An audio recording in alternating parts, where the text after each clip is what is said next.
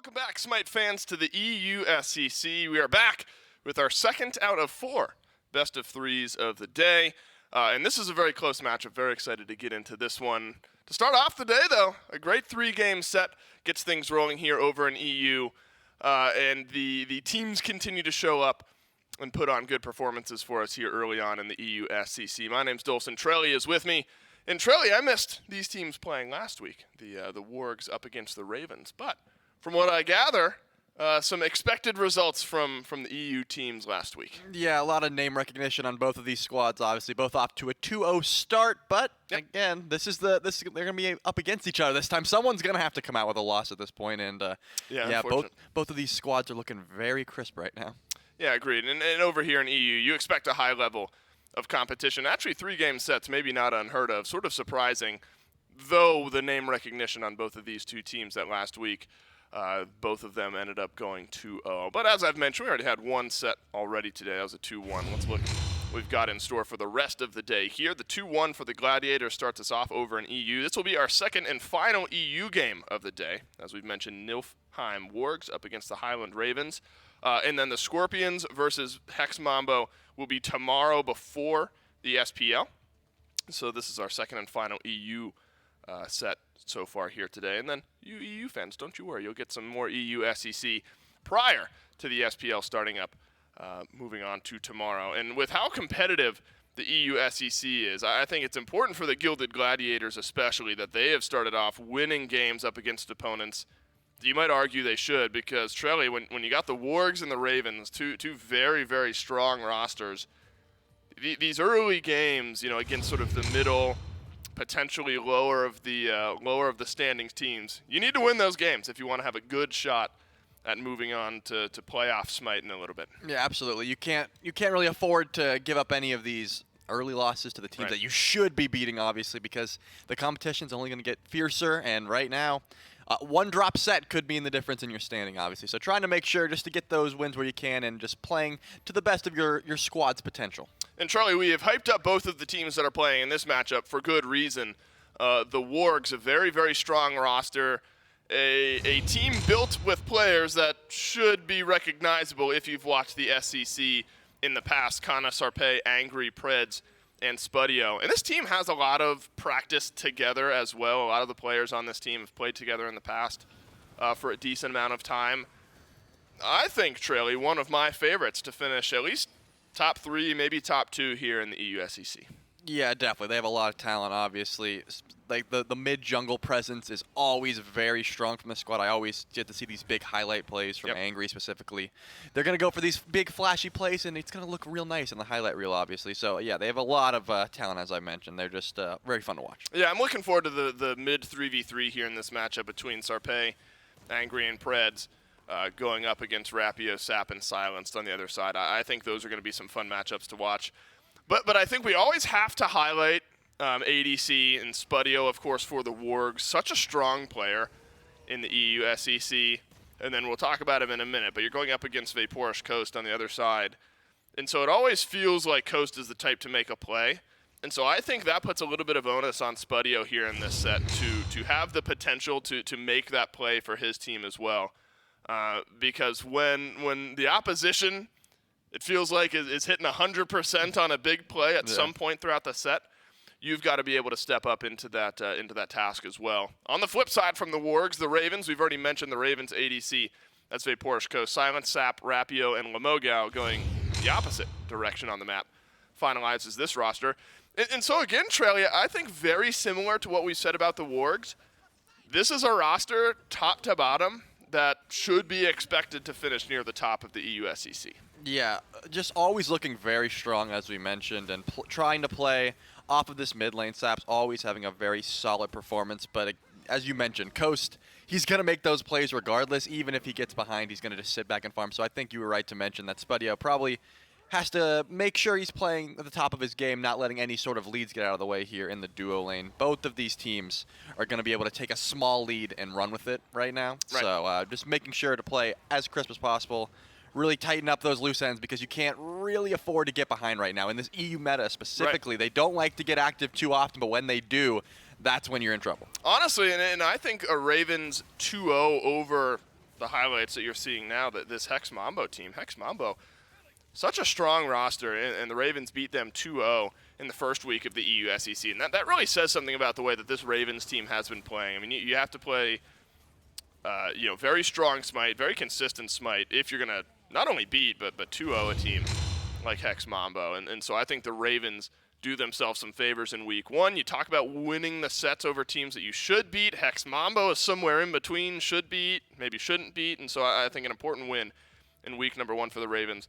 I think Trelly solo lane will be pretty important here in this matchup, as it always is. But when you look at some of the team fight, maybe carry potential between these two teams, Kana for the Wargs, and then Lamogao over on the Ravens, I get the idea there could be some funny business happening over in the solo lane and picks and bans, and we'll determine that right now, P's and B's, for game number one between the Ravens and the Wargs. That'll put the Wargs over in the first pick spot. And so I do think Trelly, and we'll get some more data on this as picks and bans roll through, I think solo lane could be an area of emphasis here in this matchup, because I think between both Kana and Lamogao, carry potential, strong play potential out of the solo lane. Yeah, absolutely. I wouldn't be surprised if Lamogao takes some counter bans here. Yep. Obviously, right now, the Jormungandr is very prioritized for this Yeah, what a Ravens world roster. we're in, right? Yeah, I mean, Did you expect that coming into Season 9, that Jorm was going to be up front? I definitely didn't expect it. I think it's more so just because of the way he likes to build this Jormungandr. Obviously, it is open at the moment, so there is a chance we may get to see it, but it's not that typical run-of-the-mill Vamp Shroud Jormungandr start. It's more so like full damage, and obviously the Wargs going to take away Heimdall right away. Very highly contested ADC right now, with Medusa being banned away. And the EU circuit especially, they really put a lot of stock into this pick. Yeah, it's a 75% pick ban rate for Heimdall. And I consider this a pick/ban for the Wargs, because Coast I think would have snap-locked this Heimdall. Heimdall's strong anyway, but even if Heimdall was like a little less good, a little worse right now, probably a cleaner way of saying that, I think Coast is snap-locking this Heimdall every day of the week if it's left open. So I think sort of a pick ban there from the Wargs. You get a good pick, but you also take away one of Coast's more comfortable picks. Chalk plus Kumba Karna. What did I miss in a week here, Trelly? I mean, Chalk plus Kumba, unexpected, at least in my eyes. Maybe you, with a little bit more data on 1 week of the SEC, can shed some light here, but I didn't expect those two to start off. I definitely do have some data on the Chalk, but the Kumba we've only seen once. I believe it was from Tricks. It looked fine. It's one of those picks that brings you a lot of setup, a lot of CC. And the Chalk we saw in jungle just last Looks game. fine. Yeah, I mean, that's what I'm saying. It wasn't really doing anything crazy, but see, this is that Chalk jungle, I'm assuming. So we're going to see a lot of large team fight presence and tanky targets from the Ravens draft, trying to keep that back lane it looks like it could be the solo back in the Chalk jungle. That's what it seems like to me right now. We still have some. So now you need what? You need tank shred if you're the Wargs, and you've already got Heimdall, you've got Fafnir with the team-wide coerce. Right. You maybe start to prioritize mages that have more shred potential in their kit. Do you think Heimdall, scaling up late enough in this game, can take down the health bars of a Chalk, of a Kumba, of a Sobek by the time we reach late game? It's going to be difficult because Heim obviously doesn't have any sort of built-in shred. He hits hard and he's safe. They usually prioritize towards this crit build, which is going to help kill the squishies. Go forth, my children, you're getting a lot of and take penetration over this built land. in your kit. Tiamat's going to help out a lot. It's good to see, obviously. Serket is going to provide a lot of that CC, that lockdown that you're going to need as well. They're going to need a lot of peel, because look at this dive from this comp. Obviously, you have a Chalk, Kumba, Sobek, the Chiron shots from downtown, and now rounding this draft off with a Merlin. So team fight presence alone, it looks like the Ravens are going for a very strong 5v5 team fight comp here. I am curious. All right, so you got Chalk, Kumba, and Sobek. So we're gaining health, we're gaining protections, we're gaining tankiness. Right. In that regard, do you think the Ravens are losing out on a lot of damage, and do you think that the Wargs have made up for that in their draft? Yeah, it looks to me like the Wargs have a lot of single target poke damage, so that seems to be the comp they drafted for. Just a little bit different. It's about the playstyle, really. About the playstyle between the Wargs and the Ravens in game number one, a Bastet solo up against a Kumba Karna solo.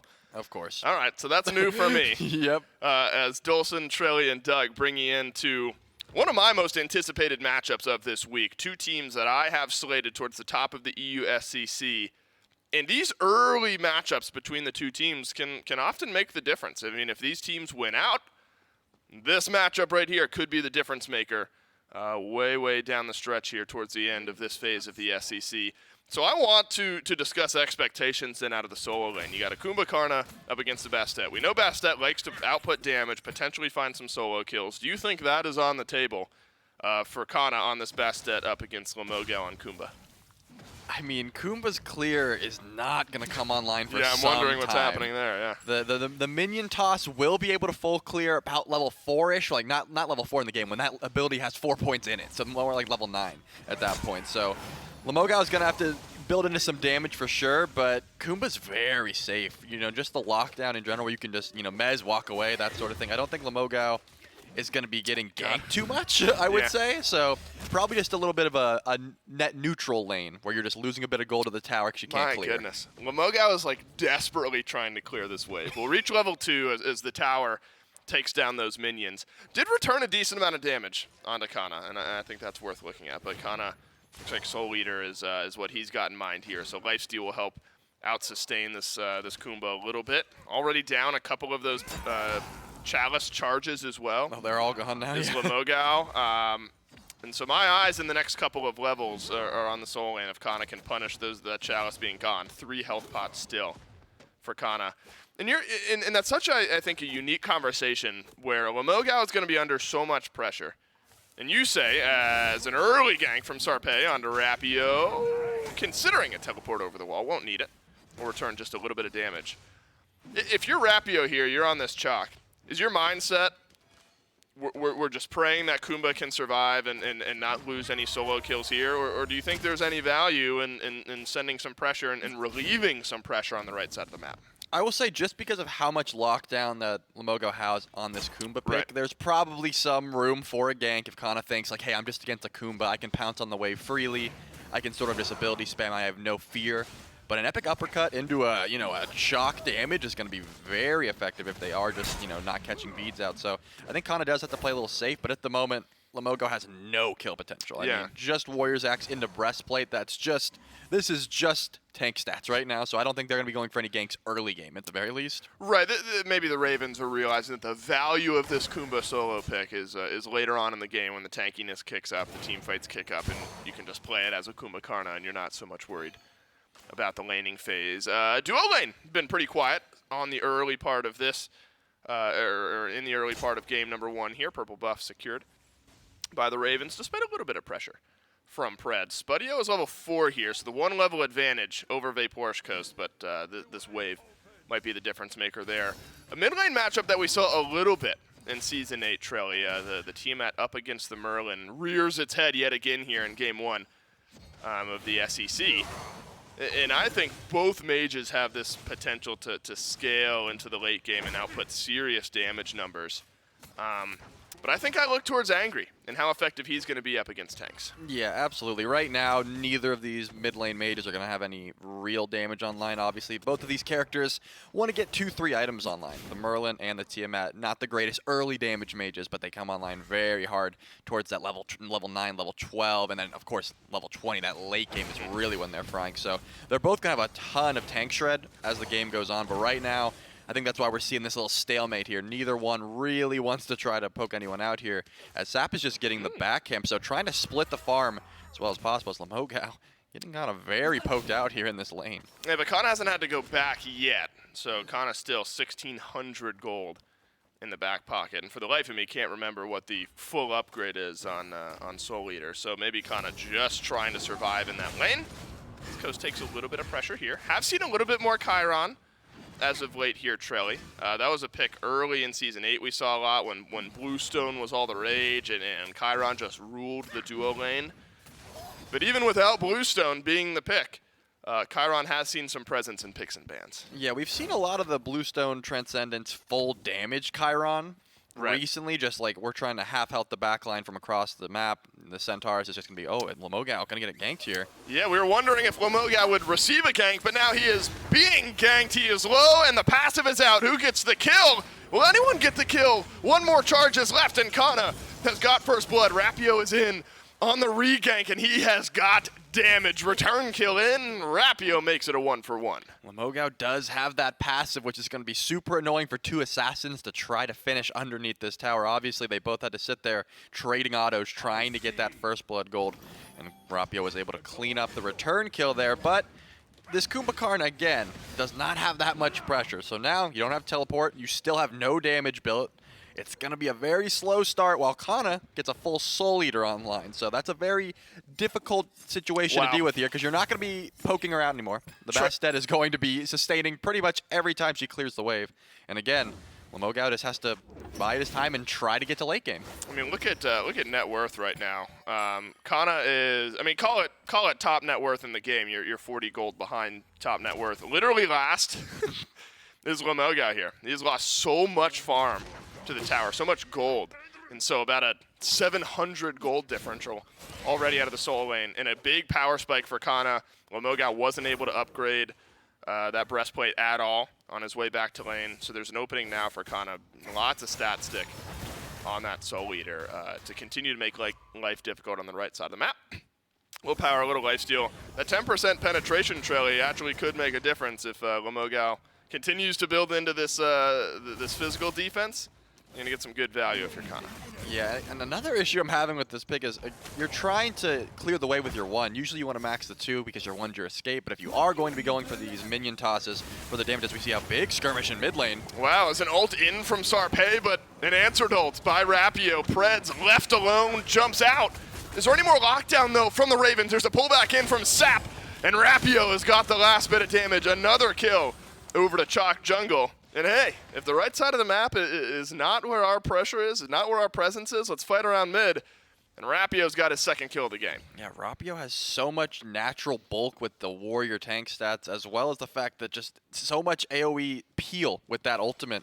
It's just very difficult to try to focus down this Chalk right now, especially because Angry isn't outputting that much damage. The Divine Ruin is online, as we see some Centaurus shots trying to steal away that purple buff there by Coast, but just an unfortunate team fight there where you just think you can poke down the Chalk and you really can't at the moment. Level 9, 2-0 for the jungle of the Ravens. And now Rapio has, he can get this pressure pretty much wherever he wants at this point. Yeah, all eyes are on the Chalk. As Kana naturally had built up a 2-level lead just a moment ago. It is a true full 1-level lead at least that Kana has over Lemogao, maybe 1.5 depending on where these waves push. At least Breastplate of Valor, you're able to go back, you pick that up, you upgrade your teleport. And so a little extra safety now on the right side of the map, but a little bit of bleeding happening on the right, but hasn't cost all that much just yet. In the meantime, though, Angry pulled a very casual 1 level ahead of Sap despite a fight happening and despite Sap being able to find an assist there in that mid lane skirmish. Angry still able to farm up effectively, build up good level of gold. Sarpei tried to kind of re-engage in on that fight. Unsuccessful in doing so, but you got that blink, and maybe Trelly, Sarpei hopes for his team he's able to get a little more active here in the next couple minutes. Yeah, it's very difficult because if you are Sarpei right now, you're looking at Kumba as one of your prime gang targets. We're about to see that go down. No. Unfortunate miss here. It looks like there might be a re-engage, but it looks like no one really wanting to fight with or against the Kumba at the moment. Just a lot of cooldown and pretty much just, you're asleep, I'm going to run away. You're rooted, I'm going to run away. That sort of thing. So these ganks are very awkward, but on the other side, hold that thought. Yeah, Rapio stuck around. Kana up, epic uppercut. A lot of damage onto the Bastet. Jumps away from the root. Rapio in for the slow, and ult canceled out by the ultimate of Kana as he's pulled Rapio back in. One tower shot, but it's Lemogao who takes it. Sarpei blinks forward, re-engage with his own ultimate, sends Rapio back to death. Kana plays it perfectly, and finally some pay dirt on right as the Wargs grab another kill. You gotta feel bad for Rapio there. Just if that axe was able to hit, that's an easy kill. But on the other side, if Lemogao is able to help any way, shape, or form after that epic uppercut, maybe you have a kill there as well. But this Kum pick, like I said, is not online quite yet. Just the breastplate's not enough. The blue buff is going to be taken away as Sap tries to rotate over here. Looks like Silence might have a chance for a pluck, but they are just going to retreat. But just an unfortunate series of events over here on the right side of the map. The Ravens really can't play off this Kumba just yet, and it's starting to show. The gold lead is heavily in the favor of the Wargs because you're losing all of this gold to tower as well. Yeah, remember that net worth was a big difference maker. So we've called it about 1.7K. 1.4 of it is Kana over Lamogao.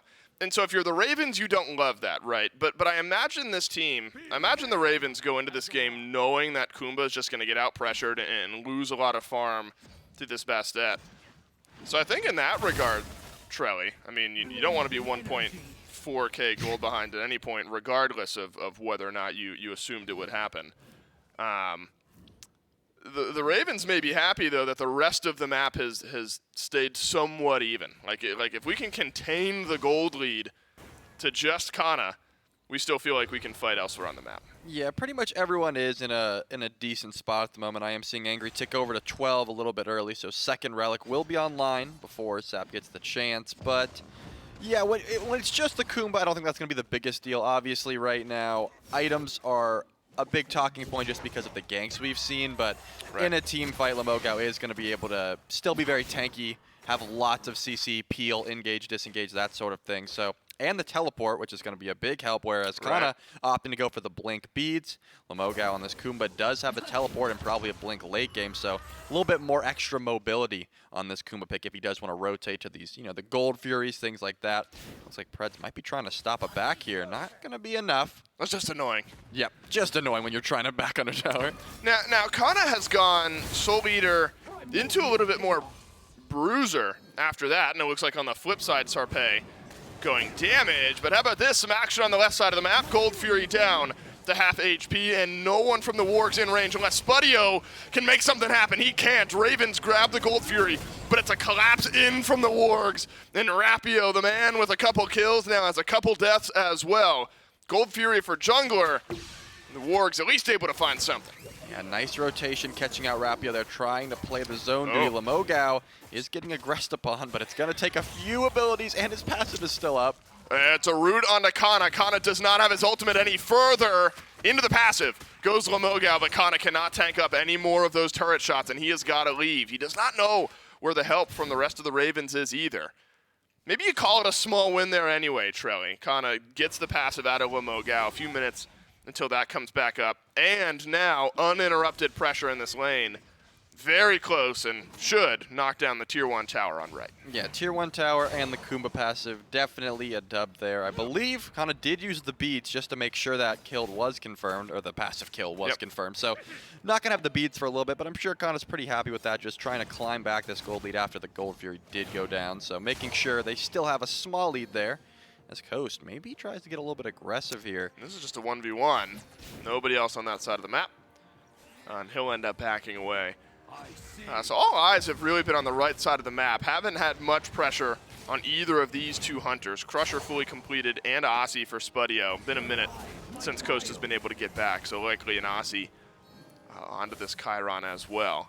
And one thing I was referencing, kind of got pulled over into the Gold Fury on it, is the way Kana's build is going. I feel like, Trelly, I've just been so used to seeing Bastet solo build just full-on damage. You're building an assassin effectively on the right side of the map. Looks a little more bruisery so far for Kana. Lamogao in some serious trouble here. This will be a kill eventually. There's going to be a delayed rotation over. Please don't make a fool of me. Yeah, we're going to spend a little bit more to grab something onto Lamogao, but it has taken some time. Silence finds his way over to right. But Sarpei able to grab that kill. The return pressure, though, Rapio rotates on over towards left. That'll put Spudio back between his Tier 1 and his Tier 2 tower. Obviously, it's working so far, though, and I'm finally going to get this question out. Sort of the hybrid bruisery build on Bastet solo. Do you think that still can work here for Kana later on in the game? Yeah, I definitely think the full damage Bastet, as this Pyromancer is pulled up here, it might be a steal. We just can't talk about it. Yeah, might be going for it. Has the damage. Nope. Not going to be enough. But yeah, I do like the full damage. I also like this sort of hybrid build, looking to build sort of like Kleena does right now with that Bluestone Soul Eater Genji's Guard, just trying to get as many cooldowns as possible.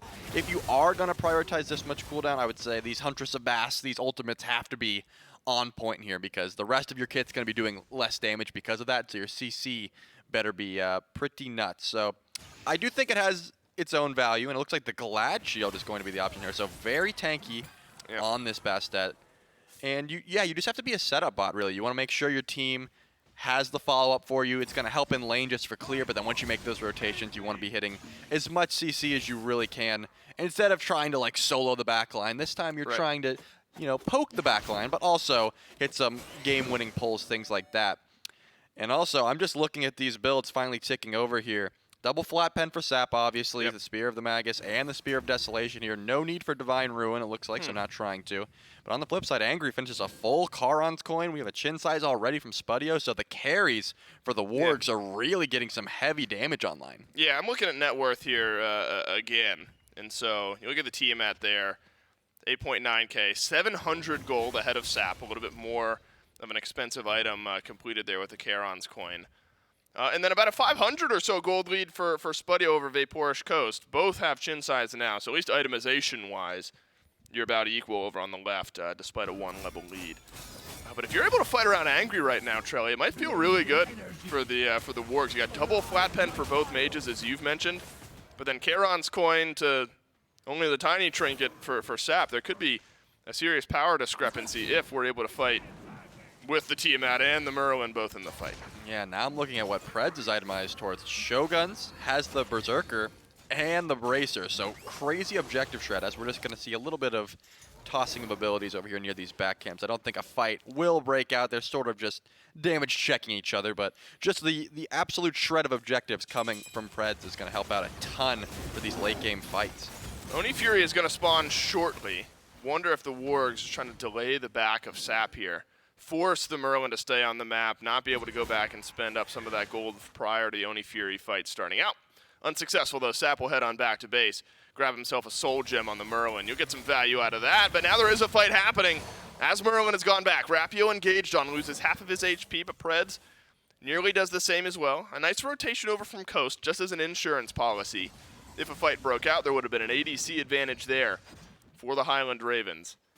But now with the Oni Fury out, Trelly, Wargs in a nice gold lead spot to maybe start up this early objective. Yeah, both Assassin ults are down for the Wargs, and you just lost the Chalk ult, so Rapio is going to have that huge AoE ultimate, but it looks like still not wanting to pull this just yet. They have the Draconic Transformation if they want to try to shred it down, but the burst is the issue right now. They don't want to try to 50-50 this with the Centaurus. We have this Chiron snipes from across the map that you really can't predict. Not wanting to just pull this Oni Fury just yet. Both soul laners are here as well, so teleport advantage mitigated. Rapio pulled back into the front line of this fight, and the Wargs are shredding down their targets. Look at the damage that Angry's been able to put out. Jumps on in, silenced, left by the wayside. Angry from range, snags that kill. First stack on the Charon's coin as the support for the Ravens goes down. Looks like the tier 1 tower is not going to be looked at here. They might just go for this red buff and back to the Oni Fury. 4v5. We still have the Chiron ult on the map, so Vaporish Coast could go for the steal if he finds some pressure here, but it's going to be hard to post up with this tornado, and it's gone. Yeah, no chance. Oni Fury, before we can even pivot over to it, gets burned down by the Wargs. And we knew that is what this team had the potential to do, at least around the objectives, right? I mean, you get a nice pick over Silenced, but Shoguns, Frenzy, Bracer, everything you've already mentioned, plus a team-wide coerce for Preds there, is going to make the objectives just burn so quickly. And so that answers almost a question, Charlie, I think I asked during picks and bans. Do you think there's enough shred for the Wargs later on in the game?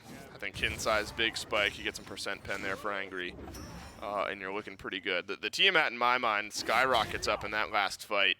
Angry able just to output so much damage on the front.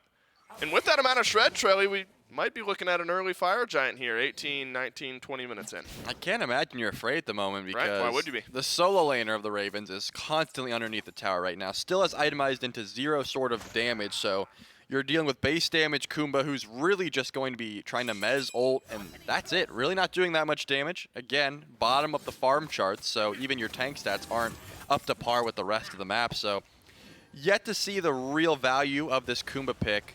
But you're right, the Wargs have a ton of objective shred if they want to try to go for this Fire Giant. The Pyromancer is up, so I would imagine that's what they're going to be looking at next. But if I'm Vaporish Coast, I'm probably staying in lane and just saying, guys, I'm going to go farm. I don't see a reason to rotate to this. The Coast is in the mid lane right now. I mean, I don't think the Ravens put up a fight around the Pyro. It's the next call that they have to be mindful of. Are the Wargs immediately going to go for the Fire Giant? Looks like no is the answer.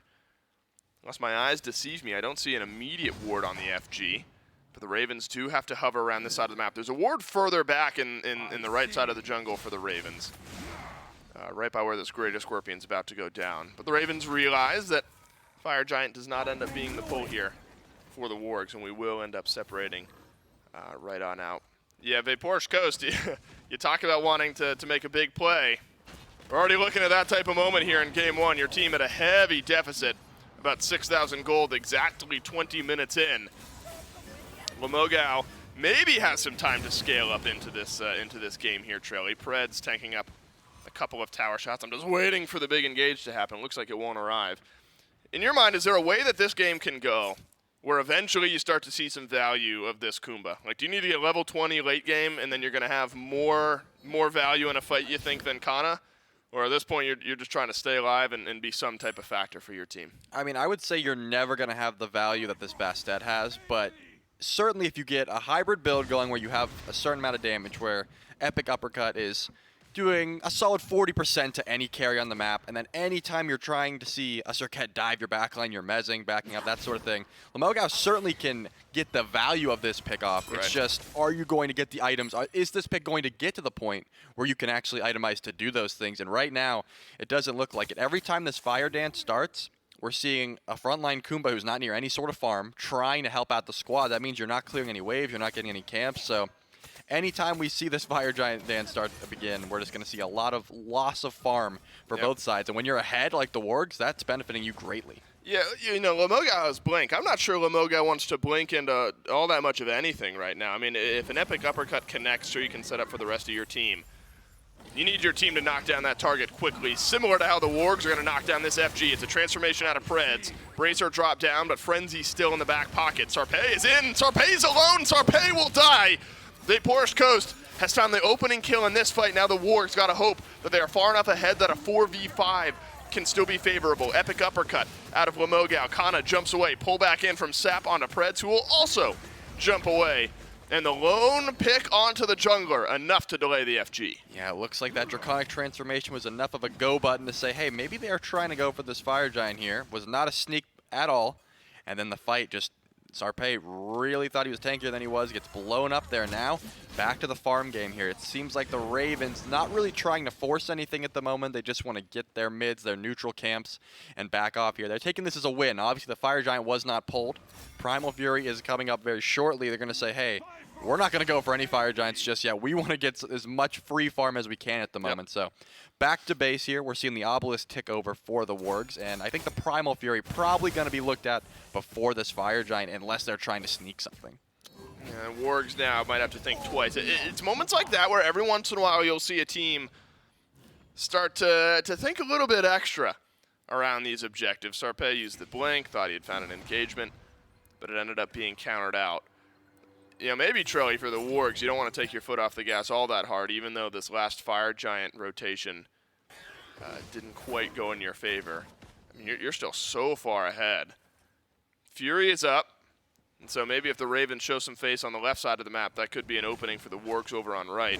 This is a tricky spot, though, for the Ravens. I mean, you want to be able to rotate over and maybe have some eyes on the Fury, but you can't leave the Fire Giant uncontested either. Yeah, they know how much shred the Wargs have drafted, obviously, with this Fafnir pick and the double relics available. This time, yep, this time the Belt of the Berserker is the only one available, so still, the amount of shred is definitely there, but they are still farming at the moment. We still see Sap pushing these waves, not too worried about the ganks. Probably waiting for Sarpei's blink to come up before really trying to force something again, and this time Sarpei, I imagine, it's not going to blink in first. You don't want to get blown up like that. No. You need some tanks with you. When you have itemized Circuit this way where it's just full damage, you don't want to be the first one. We're doing it again. We're transforming it for Preds. And Coerce will go down, or will it? Preds jumps in. Instead, we're fighting as Silence lurks in the water. Sarpei gets blown up again, but the kill does not end up falling. Spudio, with the frenzy around his waist, knocks down Vaporish Coast. The ADC is off the map for the Highland Ravens, and now the Wargs feel more comfortable heading back to the FG. This was the exact same play as last time. This time goes a lot better, but health bar is getting very low for the Wargs. Be careful, though Spudio can step forward. He's got Aussie. He can tank a lot of this damage, or lack thereof, depending on which tank you're swinging on. Rapio gonna get run at in the burst from Angry. Chips away his health bar. Rapio will not teleport back to his axe, And now gets jumped on, sent by the wayside. Sharpay finds another. Now 2 targets down for the Ravens. Coast still 15 seconds away from respawning. The Wargs are going to look for the Pyro. Yeah, it looks like the Pyromancer is the call here. Still not feeling confident enough to pull that FG. It is a 5v3 at the moment. You're still waiting about 4 seconds for Coast, but still looking for picks here. They really are not trying to 50-50 this objective. They're playing as carefully as possible. Is it a 50-50 if 2 members of the enemy team are dead? I guess. You know, the health bars were low enough that it kept things interesting. This is maybe the smart play. There's still such a long death timer on Rapio. We can go back, we can sustain up, we can refight in, we can pull Lemogao right into our arms. Lemogao will dash away though, but Angry, he's gone in alone with all of the damage of the Ravens, but it pays off. Spudio is there to help out, and another individual pick. This time it's on to Silence. Sarpay is the only low one, so you feel like you got enough tankiness to maybe finally get the Fire Giant. Yeah, the Ravens' health bar is no longer available to try to contest this one with Kana playing zone duty. I think the Fire Giant at 25 minutes, basically 26 minutes, will finally go the way of the Wargs here, and it looks like the Primal Fury is going to be the consolation prize for the Ravens. Still getting some gold, but the Fire Giant is going to be a lot more beneficial for you for trying to keep these tier 2 towers up. The Fury does a decent bit of damage on its way out. Half health on both Sap and Coast. And I think that's such a good indicator of the way that this game has gone, Trelly, when Angry jumps in alone with both Sap and Coast slinging damage at him, and it pays off, and you don't die for that. I think that's a pretty good idea, a pretty good barometer of the direction that this game is headed. If gold, if kills, and the state of the map wasn't enough of an indicator. Yeah, Angry's playing with a little bit of confidence here. Level 20 reached by all the carries, near full build. Feels like the Wargs now in a spot, Trelly. They're going to be able to test this Ravens Phoenix defense. Yeah, Tiamat from ahead, especially when you're in that melee stance, you are going to, have a lot of tank stats, obviously, a lot of mitigations built into the kit just naturally. So probably feeling pretty comfortable just able to jump in there with the carries of the Ravens sort of on retreat. They weren't really trying to get too aggressive at the moment. So Angry probably feeling both relics up as well. Didn't have to use either of them. So just probably sitting pretty at the moment. Obviously both tier 2 towers on the right and middle are down. So still a fair bit of gold on the left side of the map to collect. But the Ravens are trying to get a counter tower at the moment. They're grouped as 4, or is it 5? I think they're grouped as 5 at the moment. Silence is going back. Yeah, grouped as 4, just trying to get as much gold as possible. I mean, you're going to lose this tower, right? I mean, there's no way you're contesting the tier 1 on left.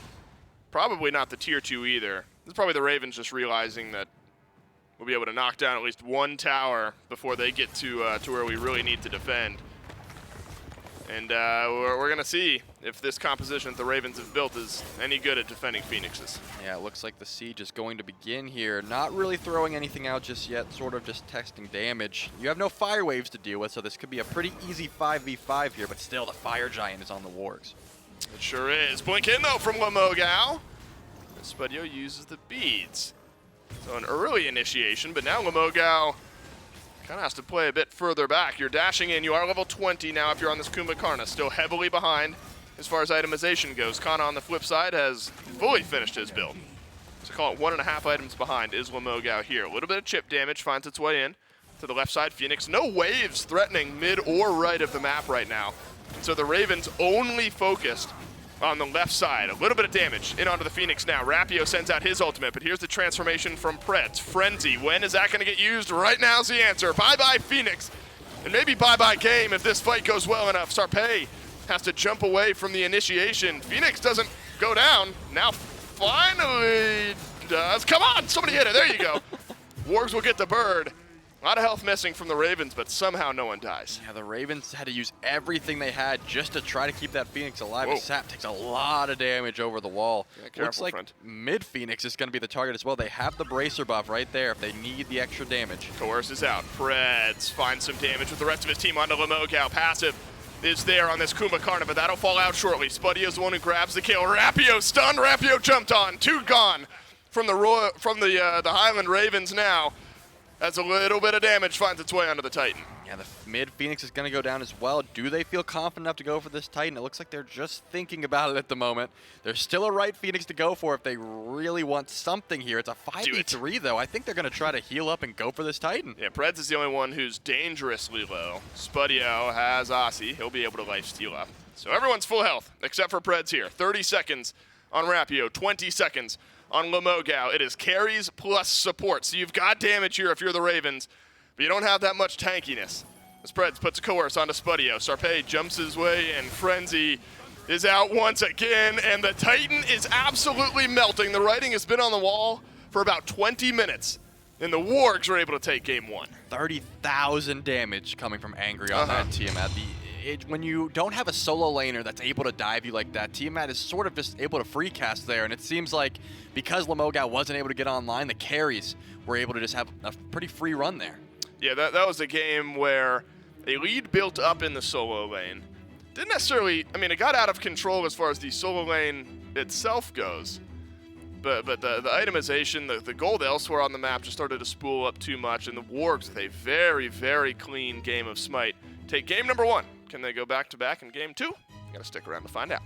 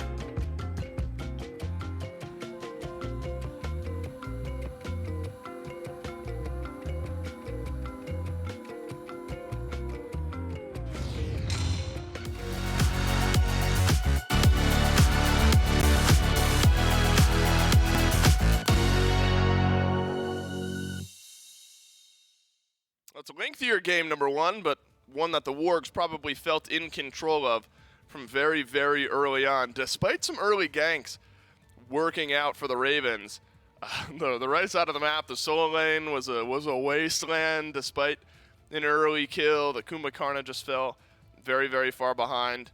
And then the scaling and the shred with one of the frontliners being a little bit lacking. I think Trelly just too much, and the Wargs were able to bleed out the Ravens here in game one. Yeah, it seemed like because of Kana getting the sort of early lead for free at that point, it just was very difficult for the front line of the Ravens to do much at all. Angry was sort of free casting, obviously Spudio as well. Didn't really feel too much pressure.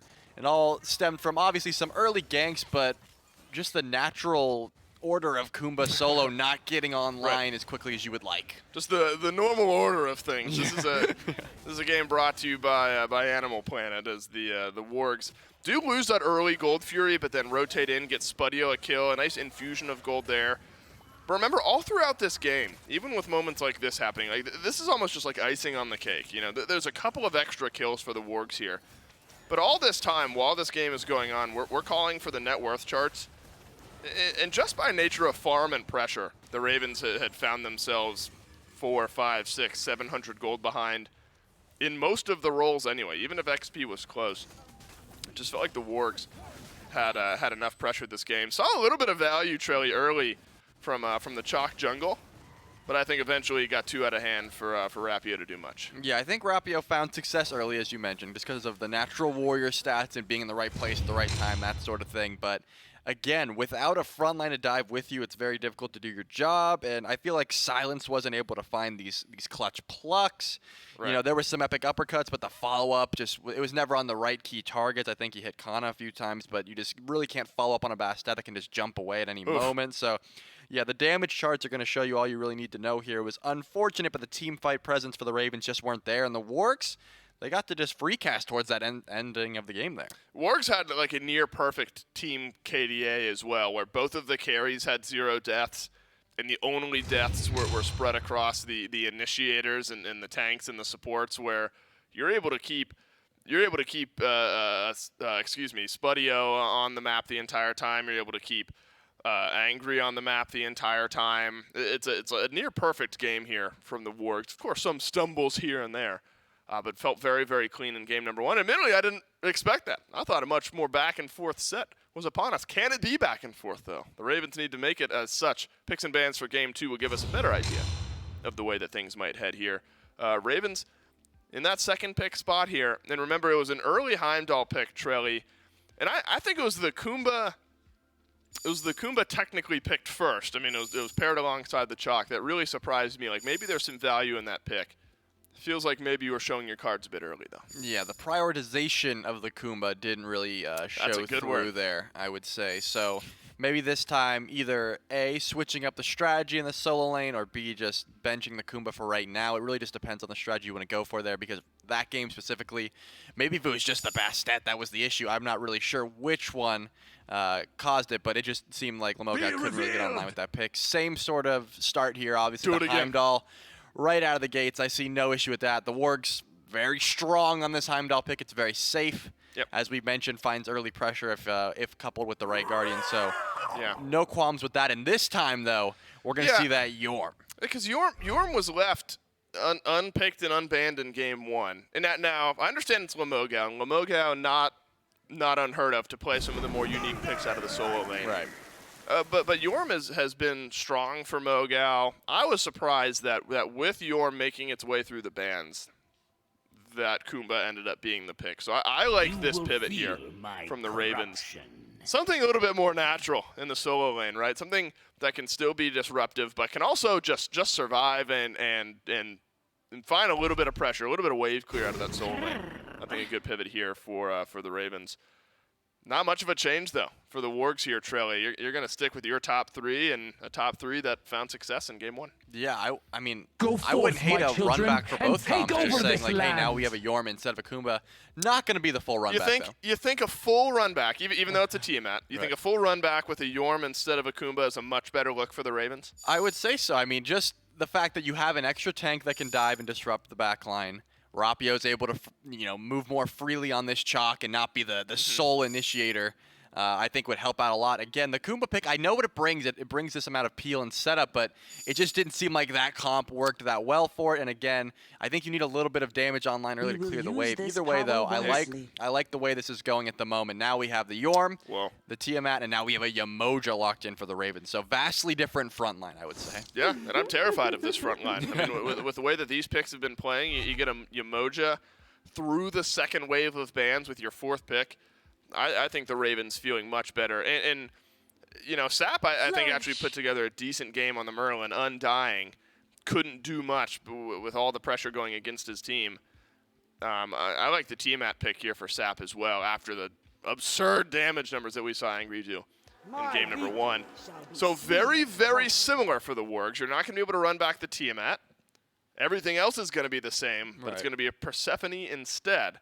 AMC is another change here for the Ravens. So one team largely unchanged, though Persephone, of course, pretty different from Tiamat. Right. AMC, a big change for the Ravens as well.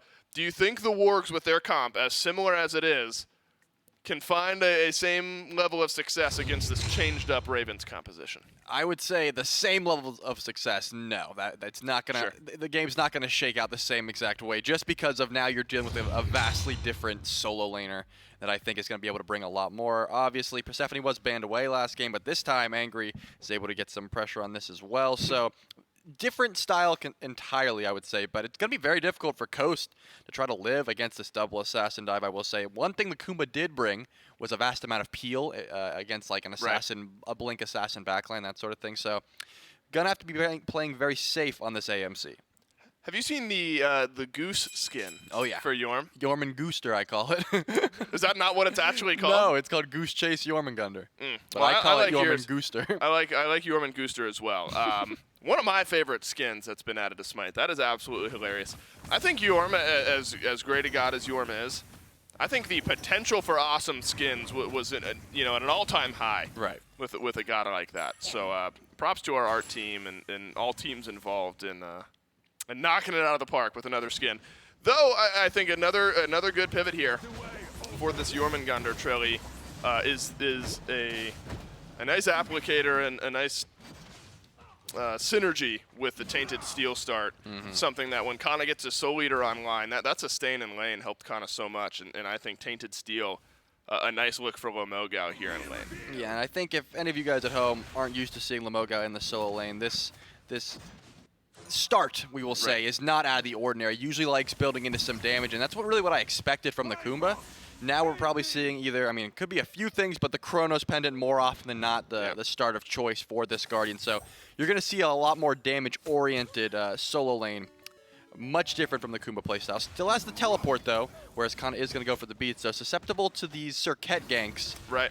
It's going to be very annoying to try to deal with that because you don't have much CC immunity until that ultimate's available, that World Serpent. Yeah, remember that passive early on is where the Kumba passive early on in game 1 is where the Ravens found a return kill. Just took too much time to kill off that Kumakarna. So if there is enough squishiness here where Lomogao's going to get locked down, could be an opportunity. Won't necessarily get pulled back with some of the initiation, but if you're going Chronos Pendant early, might lack a little damage, or might lack a little defense, and that's something Sarpei may be able to take advantage of. He's got Sap and Rapio looking at him here, but Angry feeling like maybe it's a trade that could work out.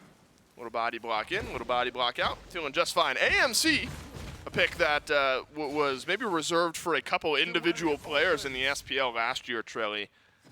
Vaporish Coast, I have every amount of confidence that he'll be able to play a pick like this. And already, of course, you got a Yamoja with you in lane.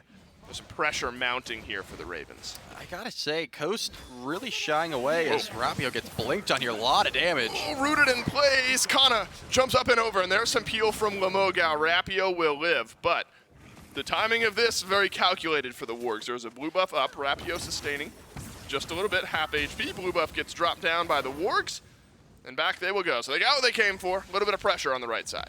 Yeah, and again, Coast not opting to go for that Bluestone start. Just going for Death Toll. AMC, one of the premier Bluestone builds, I would say, besides maybe Uller, probably one of the other characters that uses it very well. But we're seeing the Death Toll once again. Going to be lacking in the clear department. A little bit better sustain, but your ability is not going to be doing quite as much. Whoa. That's Frenzy. Won't find much. Maybe admire the idea there from Preds and Spudio, if that's a moment where the two of them felt like they had the opportunity to finally get some pressure going in this lane. Maybe you can push 4. They do reach level 4 first, so get a little bit of XP back in their control here in this lane. In your mind, the Death Toll versus Bluestone, do you think that is because Death Toll is so strong, or because Bluestone is weak, or do you think that's just a personal preference here for Vaporish Coast? In my mind, it's all about the sustain and the late game presence of Death's Toll, whereas Bluestone, not that great late game. It's just going to help your abilities do more damage. You have a few different options with the Bluestone, obviously, but still not as powerful, I think, as the Death's Toll. We see just a little bit of ult trading over there in the solo lane. I don't think anything's going to come from that. The World Serpent, pretty easy to just get you out of danger there, but yeah, I think the Bluestone just better early, Death's Toll better late, that sort of thing, and the sustain is always going to be prioritized, but I still think Bluestone just gets you ahead early, and duo lane pressure right now, how powerful it is, I think Coast is just opting to go for a little bit of a different start. Let's see if the Ravens can push us later on into this game. Angry sends his ultimate out. Nice trade there from Rapio. Silence throws up the water walls, but that'll only funnel Angry and Preds on their way out from that fight. So we have seen now a couple of ultimates get exchanged. Spudio able to confirm the lane minion there. So we have seen some ultimates exchanged. No kills rolling through just yet. And I think we already see a good example of the difference of this Jormungandr. Things like this. I mean, you're going to find the engages, but the ability to get out and at least avoid that extra level of CC is so strong. Now, Lamoga was very low there, and if Kana was immediately in range, likely it would have been a kill. Instead, it's just going to be another blue buff invade over here on right. So despite being safer in lane trailing, and despite not dying just yet, still pressure mounting, and maybe that's just the nature of Bastet solo.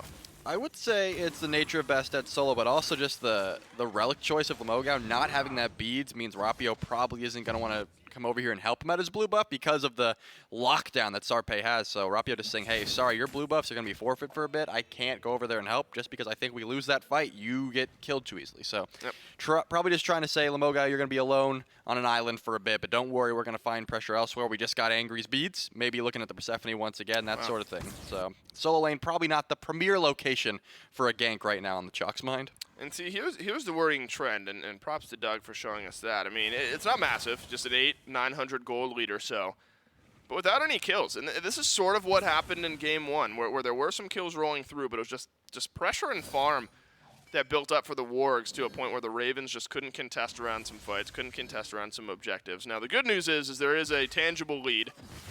Maybe one, maybe half a level for Vaporish Coast over here on the left side of the map, though expected with AMC to find some of that pressure. And so that's good. If you're going to start to have a lead for Kana over on right, then maybe that's where Coast can push the lead here for the Ravens, help out around maybe an early Gold Fury or something of the like. Over on left, jump in from Preds. Coast avoids a lot, but not enough. Stun, beads out by Coast. Around the backside is Rapio. Bifrost is the escape mechanism for Spudio, and it's a jump out from Preds. Minions wailing away on that tiny health bar. Has Silence rotating through as well. There is a River's Rebuke ready right now. Has just come back up. Rapio waits out the blink, and first blood over to the Chalk. That is the benefit of having this Fafnir transformation early. You don't have any, I should not say benefit, the opposite of a benefit. You only can get one use of your jump if you have no cooldown on an early Fafnir transformation. If you have just 10%, you can get a second jump off. But with the Gauntlet of Thebes start, one jump away is not going to help you there. Maybe if he de-transformed, could have had a chance. But first blood going the way of Rapio. Getting this Chalk on an early lead is going to be very strong for the Ravens, trying to build back some of that gold that they have lost here. It looks like Angry on the red buff doesn't know he's about to get ganked. Angry being looked at by 3 members of the Ravens. River's Rebuke is perfect from Silence this time. Angry desperately sends out the ultimate, but it's a death cry as Sap snags a second kill of the game here for the Ravens. A stun on top of Preds, and the rotation in from the Ravens is good yet again, and the Wargs have lost 3 kills. And the gold much closer to even now. And the Ravens make some good rotations make some good plays. Yep, now Coast has a kill as well. We got 1 kill on Sap, the Tiamat in mid, level 10 over Angry's 9. Coast as well have a 1 level lead. We're seeing the carries sort of climb ahead here. The gold lead still a little bit in favor of the Wargs, but this XP lead is going to start to be an issue. Sort of that level 12 mark where you're seeing those second relics online. Obviously, Gold Fury's still up, but not quite the time to pull it just yet. We're just seeing these items start of coming to fruition here. We see the Chronos Pendant finish. Obviously, Soul Eater is done stacking. Still no one wanting to pull any sort of objectives, though. Just a little bit pulling ahead here for the Ravens. Yeah, again, remember that the XP chart looks close, but it's because of how far ahead Kana is on the right side of the map. All of the lead for the Wargs has been funneled into this one role, where the Ravens, in the other 4 roles, though Sarpé has done a good job of farming up, at least have found some kills, found some pressure so far on the map. Coast has a lead. Silenced has a lead. Sap, maybe a slight lead over in mid lane. Rapio, the only one who's fallen XP-wise behind. Sarpé has done a good job of farming up in the face of mounting pressure from the Ravens. So when things look close, they are, but you have to remember a lot of it's on the right side. So maybe a little extra onus, Trelly, on Kana early in this game to rotate out and spread some of that lead out to the rest of the map. Yeah, and rotations are going to be difficult. Lamogao already has that upgraded teleport. Got to be able to match your rotations or beat you there 99% of the time. So Kana probably just trying to farm up at the moment. You're never going to be able to match the speed of this Jormungandr, and it's going to be up so much, already maxed out for that teleport, so the persistent teleport is going to be up whenever a fight is going to be breaking out here. So Kana probably just going to stay and farm for a little bit longer, just trying to push that lead as much as possible. We only see the Chronos Pendant built from Lamogao, so a fair bit of cooldown. Not too tanky, and we're going to see that right here. Yeah, lacking tankiness. Don't know why I keep mixing those two up. The World Serpent is out here for Lamogao. So there will be a continued push, though the blue buff isn't up this time. Lamogao was able to secure that for the Jormungandr just a few moments ago. Up to that point, it had been like 2 or 3 straight blue buffs that Kana and Sarpé had combined for. So though Sarpé hasn't found the gank just yet, a lot of this has been happening where Sarpé is on top of these buffs, ensuring that the Wargs are able to pick up the buffs on their side of the map, where Rapio has been more gank, more fight-focused up to this point, and that's cost him a couple levels of a lead in the jungle where the Wargs find themselves ahead. I think this will be a good heat check and a good mental check for the Wargs. Are we happy enough with the way that the mid to left side of this map has gone, where we want to step forward and maybe contest this Gold Fury? It looks like neither team are going to start up the all-important early game objective just yet. Yeah, Lamogao's ult still not up as Sarpé sort of posturing this way. Probably just going to head towards mid, though. Rapio again, about a level or 2 behind at the moment, so Sarpé does have a strong lead in the jungle at the moment, but not going to use that lead just yet. No, not just yet. Aussie completed for Spudio and Vaporish Coast around the same time, so call it even over on left, though Coast with that 1 extra level of lead. A little bit more comfortable with the state of the game now at this point, but Gold largely equalized as far as teams go. Flat Pen still on the mind of Angry here. Divine Ruin was the early pickup there. Makes some sense. Rapio and Silenced. Both some in-kit sustain, and then healing, of course, from Coast as this game goes on. Spudio, a nice chunk of damage onto Coast there. These two players not averse from taking 1v1s with one another. The moment that Stinger goes out, Spudio has got to ult away. And Vaporish Coast exerts a little dominance over here on the left side. Yeah, we love to see the little ADC skirmishes in that duo lane. Obviously, Coast having a better fight opportunity at the moment. 2 levels up right now, and Aegis and Beads available if needed. So Coast just recognizing I have, a solid 1v1 presence. I've got both relics in case I mess up here. I think I'm just going to go for this. And now, sitting at the tower line here, AMC vastly unchecked at the moment. I haven't seen any ganks head this way. Pretty fearless in this lane at the moment is Coast. Yeah, Sarpé hasn't, put pressure on left. Why would Coast be worried? We haven't seen this Circuit throw out any ganks yet. I mean, it has given Sarpé a lead, but has also allowed Vaporish Coast to live rent-free on the Warg side of the left side of this map. Gold Fury is pulled here. Remember, this is where Lamogao can use an advantage, though kept low enough by Kana that there won't be a rotation out of the Soul lane. The Ravens on the Gold Fury will slowly burn this down. It's taken a little while longer than I thought. I was for sure it would be gone by now. No worries, because the Wargs are just not close enough.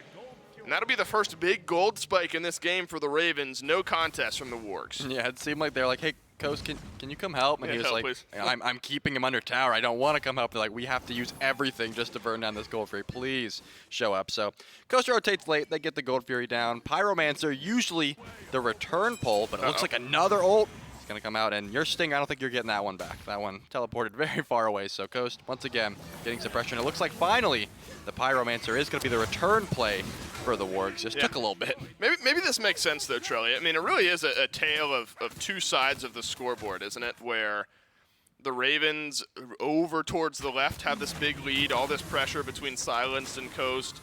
The one-level lead for Sap hasn't been that apparent. But then you get into the jungle and the right side and the solo lane side of the map, and that's where the Wargs have their advantage. So maybe it just makes sense that up to this point, the Gold Fury was pulled, secured by the Ravens, traded out with the Pyromancer over on the other side of the map for the Wargs.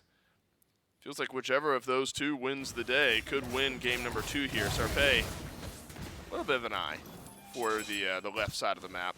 Not sure if that's Sarpé pinging down or the Ravens pinging down, but could be setting a trap for Vaporish Coast on his way back from base. Yeah, it looks like Sarpé is just going to sit over there, not invis, but just sit and wait. Maybe an AMC steps up, maybe he doesn't, but Sarpé is ready with Blink locked in. And it looks like Coast is not aware of this. He is going to post up. Beads and Aegis, though. Taunt in, Beads used. Sarpé waits out the Beads well enough. Aegis is there on the other end. And the patience pays off for Sarpé. Needed to pay off with the amount of time spent on the left side of the map. And the Wargs find their first kill of the game. Yep, finally answering back some of this aggression in the duo lane. Unfortunate, Spudio is the one to get it, but maybe that is what you need, because you are behind so much. I think Sarpé would have been like, hey, I spent so much time here, can I just get this last hit? But right, please. Probably just happy with getting 2 relics down and a kill. Now Spudio finally able to get some free farm in this lane, get a purple buff as well.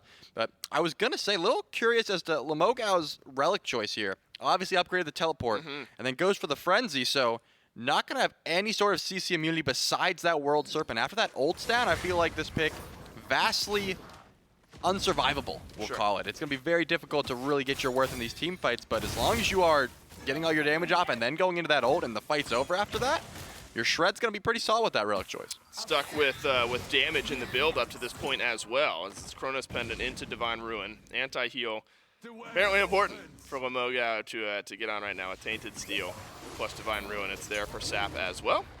And you call it. World Serpent out of the ultimate there from Kana. Not without losing half of his HP. And though still a big lead here for Vaporish Coast on the map as we stand. He's got kin size, Spudio does not. But that doesn't mean his relics are back, and they are not. Preds knocks down Coast for the second time this game. There's a stun out from Sap out of the mid lane. Should be a dead Fafnir here. It's just a matter of who gets it. And Sap with the final auto attack trades out 1 for 1. Yeah, knowing that the Bees, and Aegis are down, Spudio just going to have a little bit of peel here.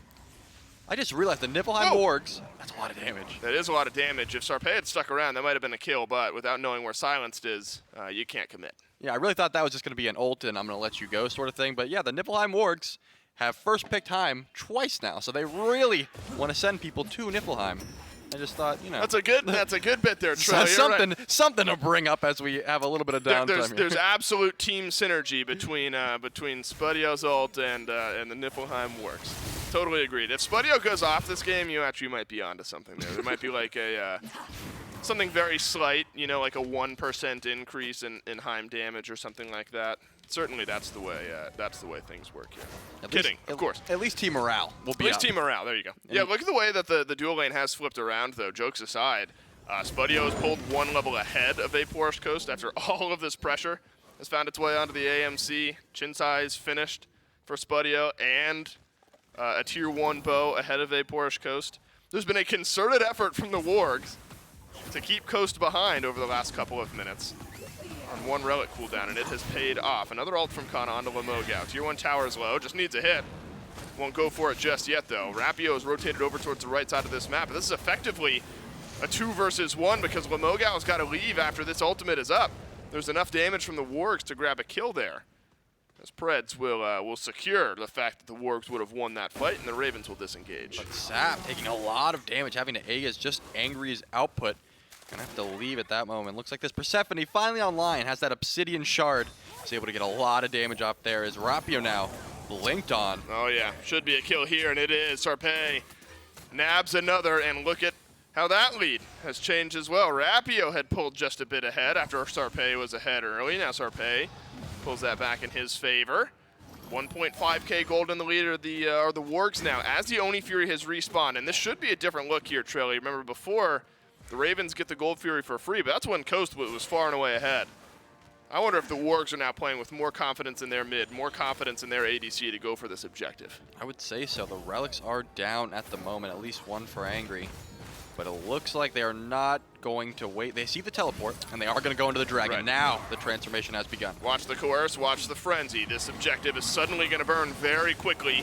Could even be a fight on the other end. Burning down, and the Wargs grab the Oni Fury, but the Ravens want blood. They're going to chase down Kana, and they will get Kana. Coast is the one who picks up that kill. World Serpent out. This is a reinitiation now from Lamogao. As charges 1 and 2 will find some knockups. Angry roots the backline, and that might just save his team's life, but Lamogao, have you done too much? Angry says yes. And it looks like that no beads is finally coming back to bite him, but the chase is on. Silenced. He's going to have to use those Riptides to try and disengage here. I do not think they have anything else. So finally, that fight is going to end. But this is the issue. Once that World Serpent goes down, even if you're full health, 1 CC ability is all it takes there. Diving into 3 members. Wow. Carries there. You're going to get burned down. So Lamogao, unfortunately, tried to chase a little bit too hard. Yeah, look at the way that this game has changed. A couple of times this game has changed. Right there, that 4 or 5 minute mark, there was an 800,000 gold lead or so. Then heavily in favor, 2,000 or so for the Ravens, and now 2,000 for the Wargs. This has been a real interesting one to watch, Trelly. Kind of the ebbs and flows of this game.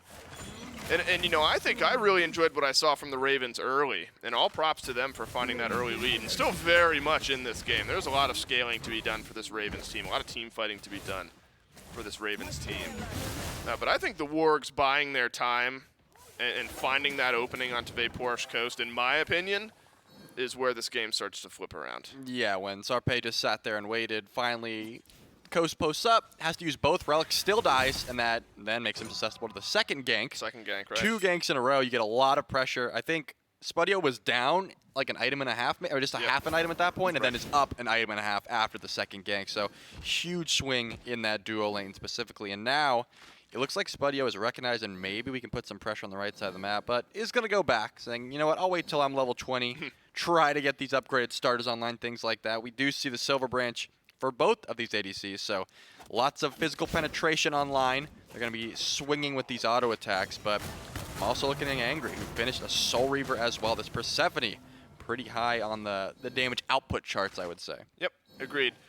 Both hunters, despite Coast having an early lead and now things being closer to even, both hunters in a spot as a result of being even to output a similar amount of pressure in these fights. Teleport channel by Lamogao here maybe indicates that the Ravens hoping to put up a tier 1 tower defense. Kana will take away a little bit of farm here on the right side of the jungle. Rapio has pulled 1 level ahead in that matchup, almost level 20. And so we're going to stop talking about XP here soon enough, as level 20 by both hunters is reached. Both mid laners will be here shortly after. As Angry has stuck with a similar style of build from what we saw in game 1. Double flat pen into percent pen into Soul Reaver, though this time it's the Ob Shard instead of the Charon's coin. And Sap has largely done the same thing. Double flat pen into a Soul Gem, and then looks like a Soul Reaver after the fact as well. And so this Persephone poised, much as the Tiamat is as well, for some big damage numbers in these next fights. Yeah, and it does look like Rapio, fearing a little bit of the CC from the other team, has to get a Spirit Robe here. So we see the Jotuns into the Erendite, and then sort of just 2 defense-style items. Obviously, Cad Shield does have a little bit of damage as the Pyromancer goes down for the Wargs. Yep. Just going to get a little bit of gold there as they back up, but vastly no big power spike for this Chalk. Just sort of survivability here. Maybe waiting to get a Protector of the Jungle or a Seer of the Jungle here pretty soon, trying to get some damage from there, but we haven't seen the Chalk get aggressive in quite some time, I would say, since that Gold Fury fight. So Rapio just sort of playing the farm game at the moment, not really trying to force anything, but you're right. Pretty much everyone's ticking over level 20 right now, besides Lamogao and Sarpei, so we're about to see those big starter items finished, and then these Fire Giant Dance will begin. If I'm Spudio, I'm licking my chops right now. As an ethereal staff completed for Lamogao.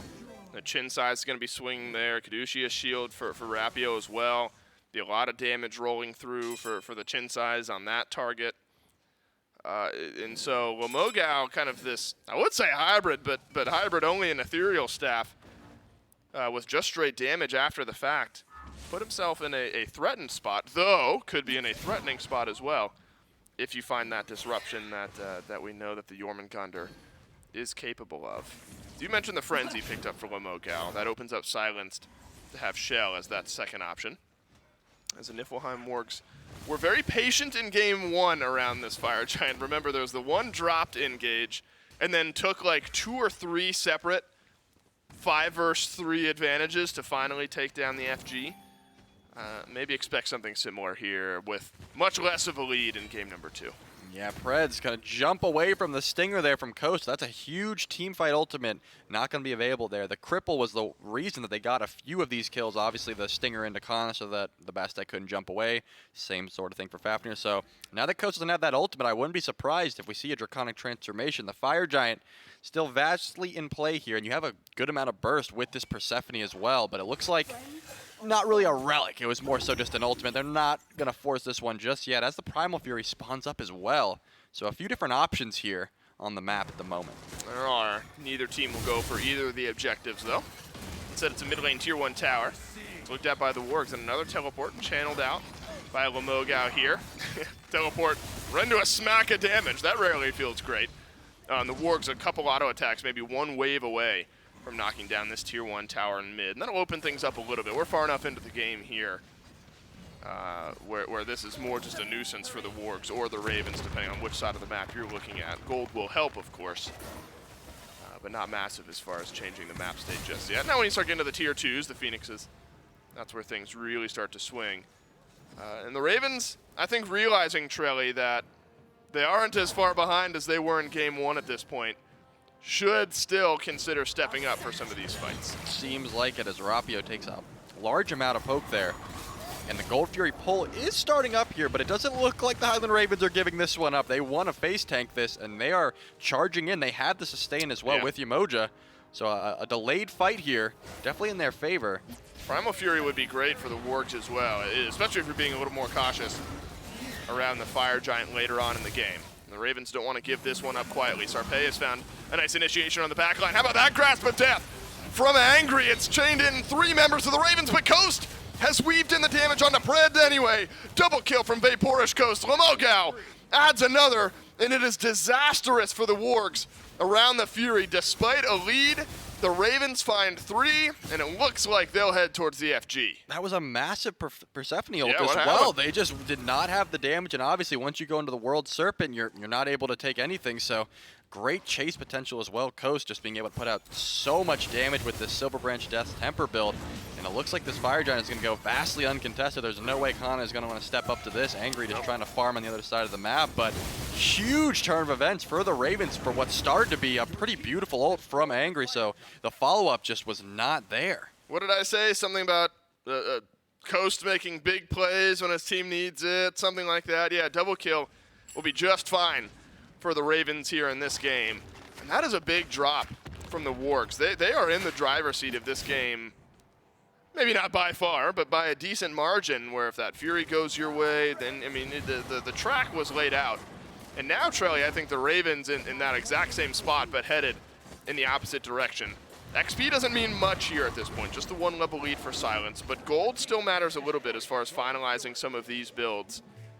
And I think, and this is no offense to Lamogao, the Kumba just didn't do much in game 1. I think this was the first big fight where we saw Lamogao have actual disruption and actual impact, and it looked great for the Highland Ravens here in game 2. Yeah, and at the very least, Sarpé thought that Lamogao was a key target, no beads available, so blinked onto the Yorm pretty much immediately, and then once the World Serpent happened, your target is gone. It looks like, again, trying to go for this Yorm, but this is the go button. You have no fear once you have that ultimate available. Oh no, Kana gets riptided back. Kana is on the flip side of this fight. You're going to have to make some magic happen to stay alive, but no rabbit in the hat this time. Vaporish Coast with his 3rd straight. And finishes off a very important item. Sells off the Crusher, picks up Dominance, and this AMC is going to obliterate targets as Spudio still trying to finish off the Odibo. The Wargs just overextend a bit. Maybe you change the face of this Fire Giant push if you get a kill onto Mogao. But now you're without your solo laner for 35 seconds. It just seems like the call is always, hey, let's blow up this Yorm before the ult gets off, but they just don't have the damage to do so. So every time Sarpei goes in, tries to lock it down, Kana as well, trying to blow up this Yorm, who has itemized pretty squishily, but when you have that World Serpent and you're able to get it off, you throw all those abilities into a target who is no longer able to be killed, and then the fight turns sour. So now you have to decide. You have a tier 2 in left, you have the team minions in mid, and you're going for a 3-2 push. You are. And you don't have Kana on the map, not for 5 seconds. Right side, Phoenix needs to be an afterthought. Spudio's got to go. Rapio's been pulled back in, Grasp of Death, no good. Angry loses a big team fighting ultimate, though, you know, chaining in 3-4 members of the Ravens didn't do much last time. Spudio finds a little poke damage onto Sap, who ends up having to leap away. Kana's back on the map, so back to full strength. Ravens knock down the right side Phoenix. And you've got 1 minute and 20 seconds left on this Fire Giant buff. Ravens have regained control and then some here of game number 2. Maybe one good fight, one good push away from sending us to a game 3. Yeah, it looks like they're still trying to get this last tier 2 on their side of the map off. Gonna be a nice chunk of gold there. Obviously, Mogao, I think, had close to 3,000 at that point, so gonna go back and finish a full Soul Reaver for the Jormungandr solo. So that's gonna be a big chunk of damage for the World Serpent if you're just, you know, diving the backline and the front line, as the Mogao's been doing pretty much all game here. Itemizing into more damage, so no sort of tank stats besides the starter item for this Yorm solo. Obviously, E-Staff, sort of a hybrid item as you mentioned, but besides that, finally these big power spikes are done, and we're just seeing that little trickle-down items. A full Titan's Bane is purchased for Rapio. So the gold still vastly going to be coming in for the Ravens here. Oh, and a nice power spike. Calamitous Rod of Tahuti for Sap. I believe completely bought both Rod of Tahuti and the upgrade. And so Sap, and another example of a Tiamat hitting critical mass later on in the game. It was Angry in game 1. Now it's Sap here in game 2. Fire Giant buff falls off by the end of this sentence, and so the Wargs have got to decide where's the map state. All of our towers are gone. There's a left side Phoenix open, there's a mid lane Phoenix open, there's Tiamat minions pouring down the left side of the map. That's going to build up some pressure over time anyway. Ravens trailing maybe in a spot, especially with Lamogao and TP. Ravens may be in a spot where they can just wait out the Wargs. Eventually somebody is going to have to deal with these minions on left. And it looks like Sap is still sitting up to place more and more of these Tiamat minions, so not only are you going to have to deal with the minions in left lane, you have the fire minions in right lane as well. So there's a few of those portals that are just going to keep pumping the lizards on that left side of the map. So once Fire Giant does spawn, I think Crystal here? I think you're going to have to either make Spudio teleport or you're fighting this 4v5. Wondering if there's a crystal placed somewhere over here on the right side of the map where Spudio can clear out the left and still TP in using the Bifrost. You hate using the Bifrost to just move across the map, especially that far. It looks like both Bifrosts were over on left. And so just clearing out a wave or two, because the Fire Giant spawns right now. And so if the Ravens immediately pull, it will be without Spudio in range. Is that the call? For Silence and Coast, yes it is. For the rest of the team, they'll buy a little bit of space for the rest of the Wargs. Spudio has rejoined the fight. This is the fight for the Wargs. The Ravens have a little bit more breathing room. If you win this one, if you're the Wargs, you're in a good spot. If you lose this one, it's game over. On to game 3 we go. Fire Giants low. Kana jumps in. Fire Giant secured by the Ravens. Preds transforms. Spudio dueling out with Rapio in the back line, and Spudio has won it. The Wargs find the opening kill, but there will be a trade out by the Ravens. You think? Yes, there is. And Lamogao hits it from range. 1-for-1 trade, but the Ravens, they get the enhanced FG. Yeah, enhanced Fire Giant is down. We still have fire minions on the left side of the map, the right side of the map, I should say, and then there's some Tiamat minions in mid, so I don't think the chase from the Wargs is going to be here. They're trying to get a few more of those enhanced Fire Giant timers off, but they really can't afford to at this point. They have to back up here, and now the most important objective in the game has been done. The Ravens have a huge power spike here, and now my eyes are looking to Coast. Enhanced Fire Giant AMC with full build. So much damage output. These Phoenixes are going to be pretty much one shot at this point. They will be.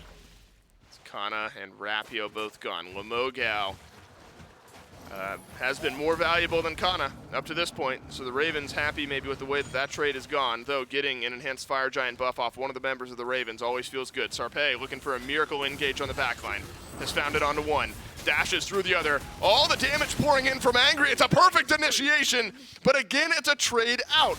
You kill off Lamogao, but you lose your jungler in trade, as the opposites have both respawned for both teams. To be fair, the Phoenix stands tall. The mid Phoenix is up, that right Phoenix is up as well, so 2 enhanced Fire Giants are gone for the Ravens. Still on your carries, still on your support.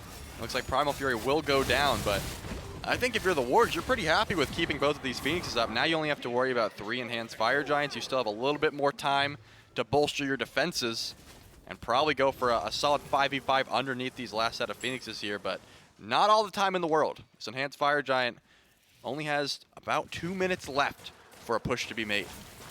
We'll see. The Highland Ravens can regroup and make their way into the Niflheim Wargs base. We laid this out a little bit, though, Trelly. The possibility of a Game 3 between these two teams, two so closely contested teams, always figured like it would be a possibility.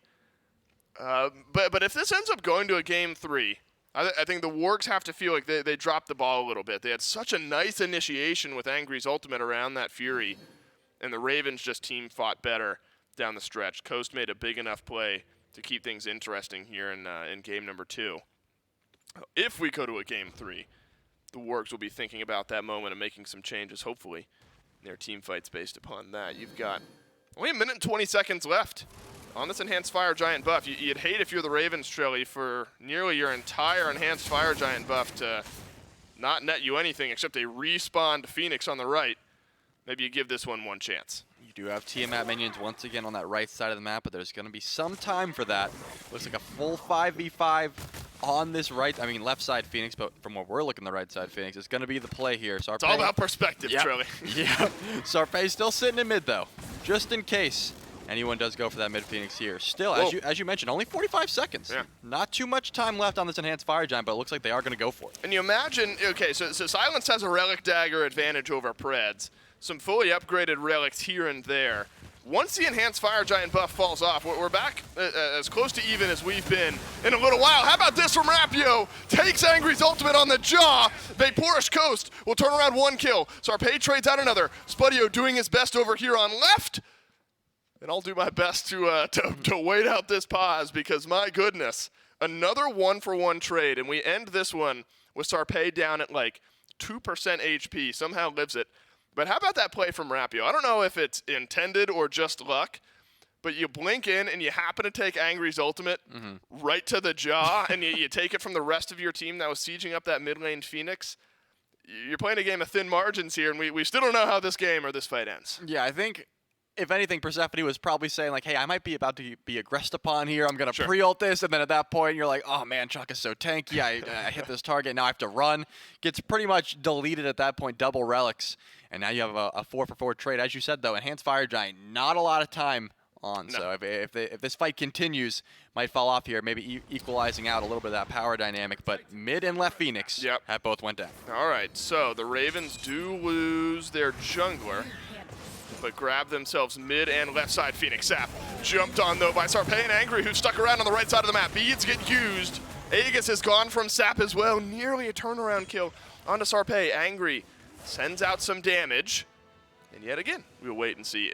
With purely the numbers that are there on the right side Phoenix, that has got to go down, like, instantly. Yeah, if that doesn't immediately fall, I'll be very, very surprised. So it's looking like we'll see if a Wargs 3 Phoenix down base defense can make anything happen. I admire, though, the aggression from the Wargs to still look for those picks and turn this game around. Yeah, that would have been Sap's first death if Tiamat was able to fall there, but just a little bit too tanky there. Is able to get out as this right side Phoenix is going to go down. So as you mentioned, all 3 Phoenixes down, but the enhanced Fire Giant finally falling off. It's going to be back to the old drawing board. Do you want to go for a 5v5 siege? Do you wait for the enhanced Fire Giant? Do you try to defend the Fire Giant? A lot of chess pieces to be moved here. It really just depends on if the Wargs are able to get these waves cleared. But with the Tiamat minions, with the amount of pressure that 3 Phoenixes down is going to bring, it's going to be very hard to mount an enhanced Fire Giant defense given the situation on the map, but it looks like they are posting up here, trying to find maybe a pick. They are 4 strong in the mid lane as minions pour down on the right and left sides. Yeah, this is a risky play, but maybe the play that needs to happen. I'm not sure you're going to do so well with 3 waves of fire minions pouring into your base, but Preds is back in your own base. Just delaying as much pressure as possible. Getting enough of these Phoenix timers back up as you can. A quarter of the way there on both left and mid Phoenixes, so that's a hefty little number. Fire Giant has respawned, delaying things out here again. Very, very important, but it's only a matter of time before someone has to go back. And Spudio was the topic of conversation last time. Where do you drop that Bifrost? Do you save it for the team fight? Thin margins, that I don't envy this situation at all. Trying to shot call around 3 Phoenixes down, trying to decide how long we stick around, how many waves we clear up.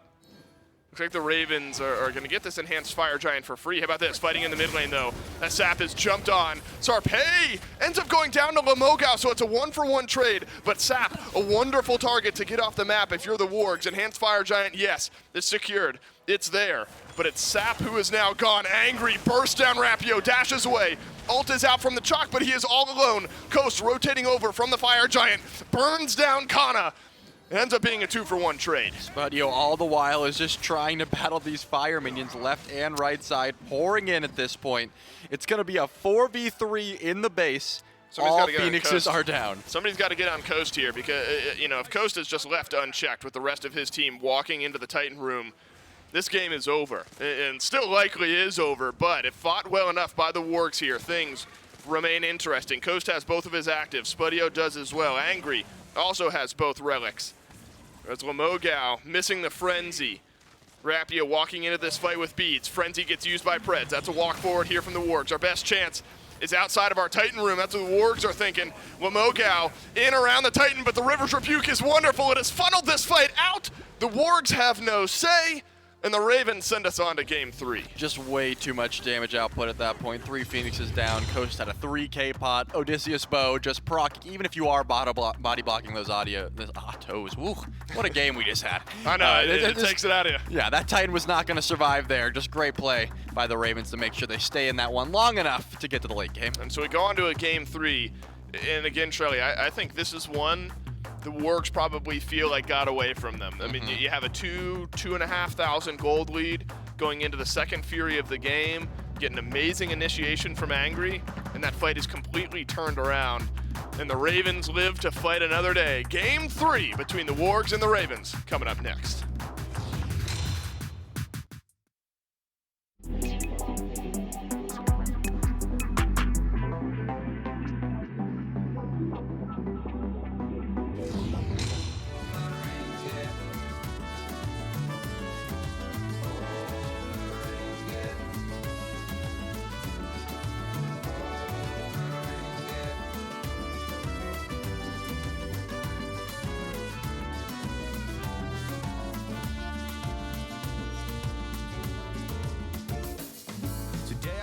Decided is going to be the day. Today is the day I'll chase all my fears away. I'm gonna walk up to her and get down on one knee and say, my sweetest darling, will you merengue me? Darling, merengue me. We were always meant to dance as easy as ABC. We'll be making sweet romance. Darling, merengue me. My heart, you found the key. My life will be a river of tears if you don't merengue me. Then came the evening, I was dressed up to my nines, hair done with pomada, and I nailed all my lines. So I walked up to her and I got down on one knee and said, my sweetest darling, will you merengue me? Darling, merengue me. We were always meant to dance as easy as ABC. We'll be making sweet romance. Darling, merengue me. To my heart you found the key. My life will be nothing but misery if you don't merengue me. Oh, merengue. Darling, merengue me. Oh, merengue. Darling, merengue.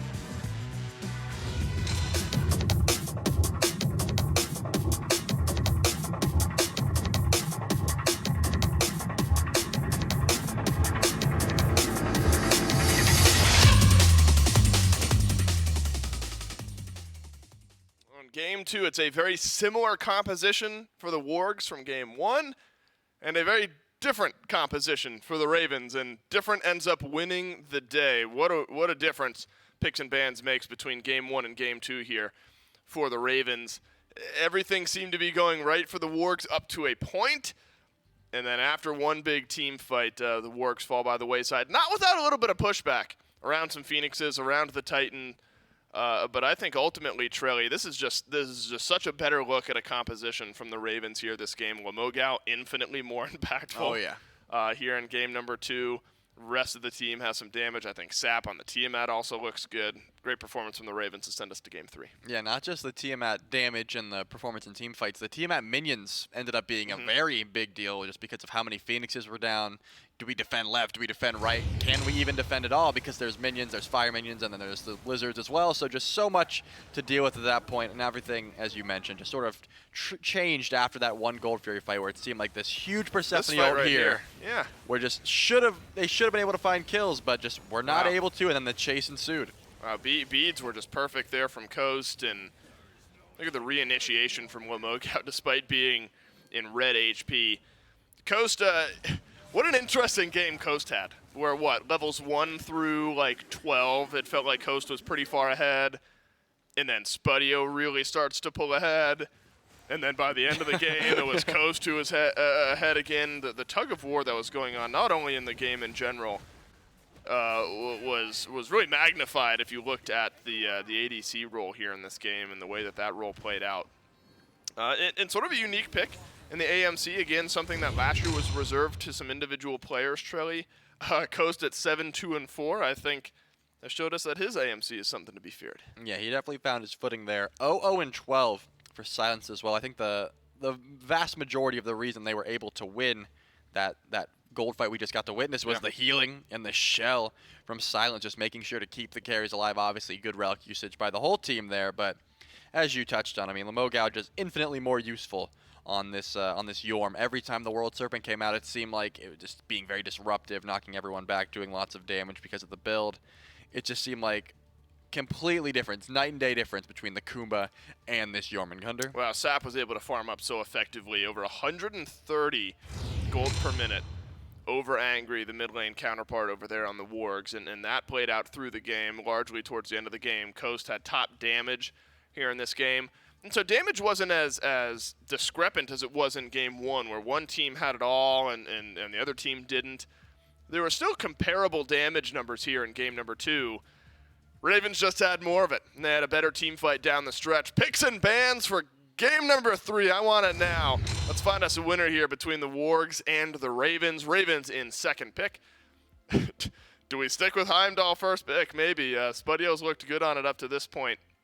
I think, though, Trelly, if you're going to pick Heimdall first, you need to be aware that you might get out-pressured a little bit early and have some answers for it that don't involve Sarpé camping in lane for 30 seconds till Coast comes back. Yeah, I mean, while the gank worked out, and again, as you mentioned, it was Coast was very much ahead, and then after that gank, he got a little bit behind, and then after the second gank, Spudio got ahead and that sort of thing. But yeah, I think the Heimdall is just a pick that Spudio leans on right now, that he finds very safe, is able to not take pressure away, but at the very least stay pretty neutral. A level lead or so isn't going to be the end of the world there. So I still think they're going to put some stock in the Heimdall pick for the Wargs, and they have their option here. It is not banned away.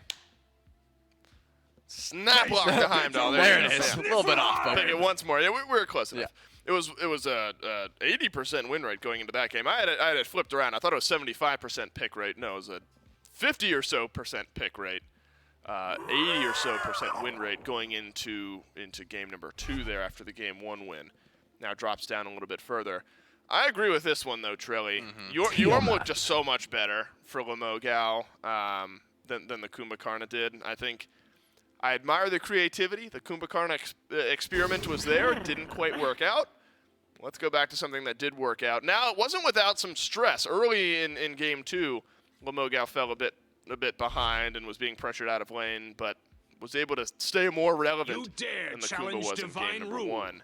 And the first big pivot for the Wargs that isn't forced by the Ravens is Horus. So we're going to get something new out of support that is not the Fafnir. Yeah, I was going to wonder when the switch up would be, because obviously, you know, the Yorm was the target in most of those fights. They realized, hey, he's optimizing for a full damage build. He's got Teleport and Frenzy. He's not going beads. Let's CC the Yorm. And they weren't able to blow him up before he got into the World Serpent, and that was sort of where their problems lied. So I was wondering where the switch up was going to be for the Wargs here. And it looks like, number one, let's grab Horus. More engage, more early CC. Try to get ahead in the lane, possibly. And let's ban away the AMC from Coast. So the two switch ups we're seeing already. They've realized what the issue was last game, and they're trying to, you know, fix that. So we're going to stick with Chalk Jungle if we're the Ravens. But another new support for the Ravens as well, if the Fafnir will simply change sides. Go over to the Ravens this time instead of being there for the Wargs. The Wargs have loved this Heimdall, Bastet, Serket kind of trio. Now with a couple changes in the mid lane over the last couple games, this time it'll be a Merlin for Angry. And Angry's Merlin is nothing to scoff at. That's a pick we've seen a little bit of as well. Have Bastet and Serket shown you enough that warrant maybe these repeated picks here for the Wargs? Yeah, in game one, if Khan is able to get that lead again, I would surely have no qualms with it. Obviously, I think Kana, again, was able to get pretty far ahead of this Yorm, but I think, for me, the damage from Serket was a bit lacking last game in particular, so trying to find more of those priority targets, things like that, that's what we're going to need to see this game compared to last game for the double assassin dive. Again, took a sit in lane and wait for Coast to finally get the kills rolling for Sarpe. Game 3 between the Wargs and the Ravens. This one important for phase-long standings. Both teams undefeated. Both teams looking to remain undefeated, but only one will as game number 3 rears its head. And so I want to start here in the jungle as well, Trelly, because it feels like Rapio, and you've mentioned, you know, the early warrior stats being a big reason behind it. It feels like Rapio's been more active early in these games. Feels like all of the early kills have been centered around Rapio and where this chalk is on the map. Do you feel like you need to see more from this Serket before, what was it, the 10-minute mark in Game 2? Do you think Kana needs to be a little bit more active here in Game 3? Yeah, I would say Sarpe specifically has even more early pressure than Chalk. The Blink lockdown, the Cobra's Kiss just has so much kill potential, relic potential, just early aggression. So Sarpe probably should be getting active early. It doesn't really need to. I think the late game scaling of this team comp is fine, but I just think Sarpe needs to try to match Rapio's pressure and not really let any of these leads get out of hand here. Coast on the Uller. This is where we're going to see that pressure lie. Yeah. Just twice the amount of abilities as anyone else on the map currently. So going to have a lot of pressure, but this time just backing up, fearing this Horus engage. You know, we have dropped the ball a little bit, Trelly, in that Coast has, you know, played a game here, played a couple of games here, and we haven't mentioned him penta-killing Niflheim at all yet. Worth mentioning that, if I remember correctly, the Uller was the pick where that happened. So perfect segue for me, where Vapor's Coast grabs this strong pick for himself. And I do think, remember, I brought it up at the beginning of Picks and Bans, said we're going to stick with the Heimdall. You got to realize the Ravens are going to try to draft some pressure against it because that's what worked in Game 2. Maybe the Horus in your eyes, Trelly, maybe in my eyes as well, helps mitigate and helps return some pressure here for the Wargs. Seems like it. SMITE going to take a lot of poke here. Not easy to hit the axe, not easy to hit the hammer. Hit the axe and the hammer. That's going to bring a lot of poke your way. But I think it looks like Preds opted to go for this blink start, and I think iSilence sort of realized this was coming and opted to go for the horrific here. So if the Horus does blink in, at level 2 specifically, there's going to be no sort of escape here, no sprint available or anything like that unless you itemize your 3. So I don't think there's going to be any sort of engage there. Oh, Rapio, a little low in mid. I have high expectations for Angry on this pick. We know what Sap can do on the team. We've already seen it. Sap, you had your day in the sun last game. Angry on this Merlin carries a lot of weight with it. All last year in the SEC. This pick was strong. Could we see an early first blood? Sarpe has to dash away. And the ranged damage confirm from Rapio is not there. But how about this? Over in the dual lane, Spudio walks forward. He's got some auto attacks to connect onto Vapor's Coast. Preds blinks back through after resetting the cooldown, but there's a stun answered by silence. Coast uses the beads, and somehow no kills will end up dropping over on left. Yeah, it really seemed like both teams at one point were overextended there, but both of the teams this time going to back up here. And finally, I get to talk about this Bluestone. Coast finally is optimizing for the Bluestone, not going for that Death Stall. I was going to say, you picked AMC, you went Death Stall. You picked Chiron, you went Death Stall. No way you're going to pick Uller and go Death Stall. And he does not. Opting to go for that Bluestone, going to help with that early clear, but sustain is what you're lacking. And recognizing that, it looks like they are going to go back here as Spudio has the Death Stall, is able to sustain up after that fight and can stay in lane at this point. He can. And so already, we've seen a little bit more of an early presence from Sarpe. That 2v2 in mid looked decent for the Wargs. Could have gone either way there, but Angry able to chunk up some good damage numbers on that side of the map. Coast has to go back. Doesn't end up completing the Transcendence just yet. Somewhat expensive item. Need a little bit of time to stack up there as well. Now, I do think, Trelly, you know, a lot of what we've seen, it's almost the same story just the third time in a row here, where Kana has this Bastet pick, the ability to pressure out his lane opponent on the other side. Now it's a repeat of the Game 2 matchup. I think a lot of where the Wargs have felt confident is pushing the lead that Kana has built over on right. And so I think it's important to find more of that here if you're the Wargs. Keep putting pressure on Lemogao. Yeah, I would say so as well. Still, Kana not able to back just yet, probably waiting for that full Soul Eater, whereas Lemogao, once again, itemized into that teleport, is able to back for the Tier 2 Chronos Pendant, so a little bit of a power spike there, but still, this Yorm not wanting to get aggressive into this Bastet, not wanting to deal with just the raw damage output of a level 6 Bastet at the moment. So staying underneath that tower, losing a little bit of gold, as we're seeing a small little skirmish over the offerings on this side of the map. The obelisks are up, and the Wargs have a small collection lead at the moment. They do. So all eyes for me turn to Rapio. Touch Sarpe. You need to get active early. Rapio is going to need a little bit more time. He's going to go back, finish up that Jotun's Wrath here at any moment. And so it won't be an immediate amount of pressure, though will help Lemogao mirror out that blue buff. And probably smart of him to do so, Rapio, because Sarpe plus Kana has equaled invaded blue buff up against Lemogao a good bit over the last couple of games. Rapio does go back, does finish up the Jotuns.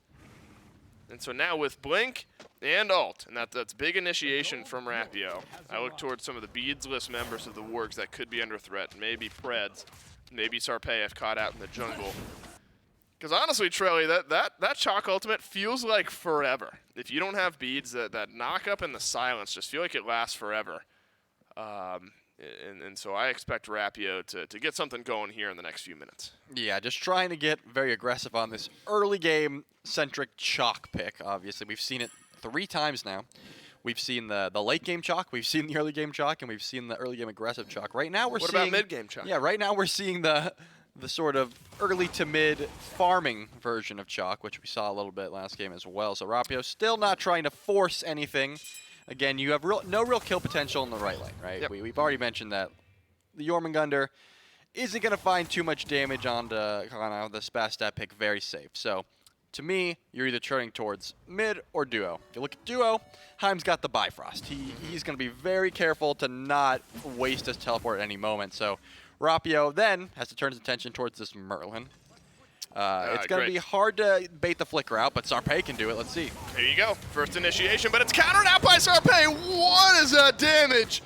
Rapio explodes in mid. We said we wanted to see him active. Yeah, active in the grave for now the next 10 seconds. Inactive. First blood over for the Wargs. And this is a different look for the Wargs that we haven't seen yet this set. Angry flickers away. That's a jump in from Sap. Is there enough damage, though, without the Merlin in this fight to clean up any more of these kills? I'm not sure. As Pred's locked down in place. Looks like 1 for none is all we'll get, though. Kana rotating over from right. It's a jump in by everyone. Ultimate doesn't connect on Sap, but the Wargs don't need it. Sarpe adds another. Sarpe finally getting active in this game, able to set up 2 kills. 1 you get the credit for, 1 you have to get the assist for, but either way, the Circuit into the Chalk.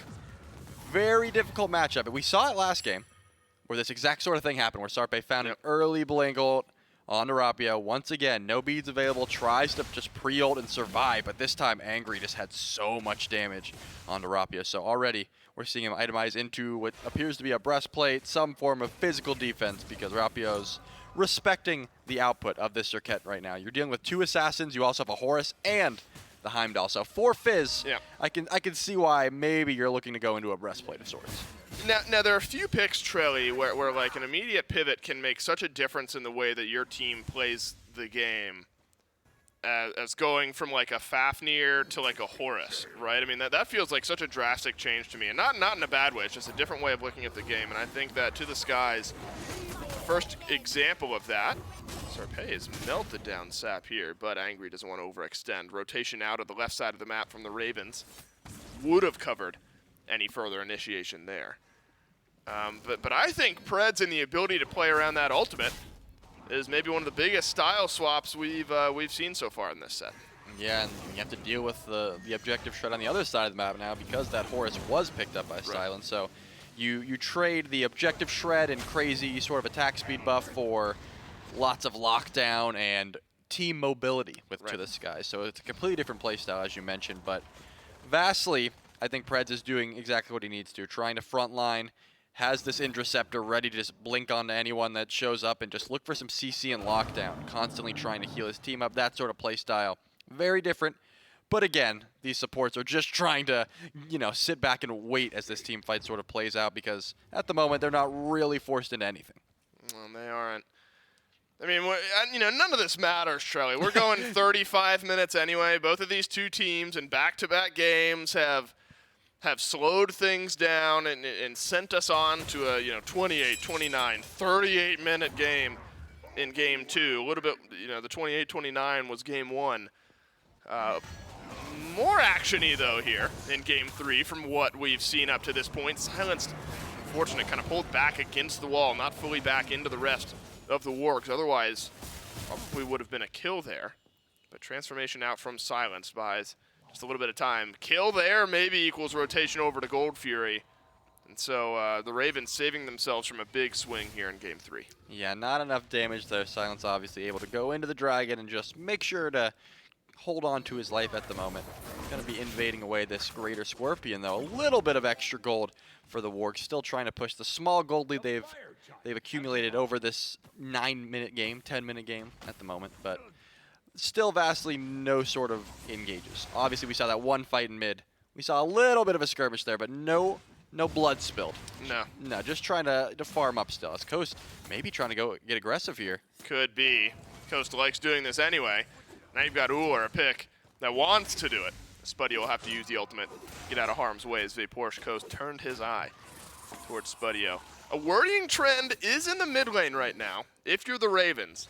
Just a moment ago, Angry was 2 levels ahead of Sap, maybe call it a level and a half now, as Sap takes over to level 10.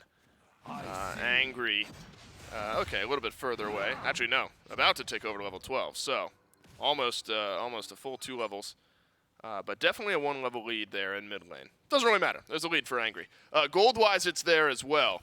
6.4k gold for this Merlin, 5.8k for Sap. So, 600 gold, not earth-shattering, but a small gap has started to build up over in mid as a Porsche Coast dropped on by Sarpei and Preds, but Coast the wherewithal to get out of that. Yeah, it seems like his team said, hey, I think there's a Horus trying to fly some people over to you. And Coast said, all right, I'll just run away and jump away. Still going to be pretty safe sitting in that lane. But yeah, I'm looking at the power spike as well. Angry having a solid lead. Same itemization, Sands of Time, Divine Ruin into that Spear of Deso. But the XP, as you mentioned, having an Aegis over Sap, who does not have that second relic, is also a big deal, obviously. So I don't think right now the Ravens are going to try to force anything. But the Wargs are, and they're going to look for Sap. And Sap will take a lump, but will still be able to jump away. I mean, the big change here is Preds joining this Wargs team. Or not joining the Wargs team. Horus being picked by this Wargs team is the big change. But look at the emphasis on anti-heal from the Ravens here. There were double Divine Ruins in Game 2 as well. But now an early Contagion for Rapio. Nice dodge from Spuddio. Keeps things interesting in this engagement. Spuddio wins this one. The heavy emphasis in the item 2 slot on anti-heal from the Ravens. Is there enough from the Wargs? I mean, the big change is Preds here. Is there enough healing that warrants this itemization? Yeah, I mean, with the Death's Embrace that Spuddio opts to go for late game, that's going to be a little bit annoying. Obviously, Horus with the constant spam with a 3, you just want to try to shut that down. Obviously, Kana has been going into this Soul Eater, and with the Bastet passive, the nature of that is going to be a little bit of healing. So just trying to shut it down before it starts. I think really Rapio just said, hey, I see 4 physicals, and I want a defense item. Nemean doesn't really work here. Breastplate's going to overcap me with cooldown once I get my build online. Let's just go for Contagion. Works out because it fills that physical defense role, but also shuts down a fair bit of this healing that you guys have drafted into. So Rapio feeling a little bit safer, I think, with that pick, as Preds trying to get aggressive here, finding a stun, but just gets hammered out. Yeah, both junglers have Blink back and ready to go. Preds has upgraded his Blink. That gives you an idea of what this Horus is wanting to do early in this game. If you see Coast low on mana, oftentimes Spuddio is going to be low on health, and that's exactly the case here. But that means Vaporish Coast has got to play a little bit more safe. I mean, Uller is nothing without his ability rotations. Transcendence fully stacked up, though. Jotun's Wrath on the other end. Coast uses his beads, jumps on out. And the last bit of mana used on that jump had Aegis, though. So if there was a further initiation, would have been hard to find that kill underneath the Tier 1 tower. Spuddio hasn't been back in a little while. Level 14 still doesn't have the second relic picked up. And so if the Wargs are looking to play around this Gold Fury, could be a decent little spike here once Spuddio goes back. Yeah, I think Spuddio probably is just not afraid of the Rapio rotation at the moment because he hasn't shown any face over here. But Coast, on the other hand. How about this? Sarpei is alone with 3 of the Ravens.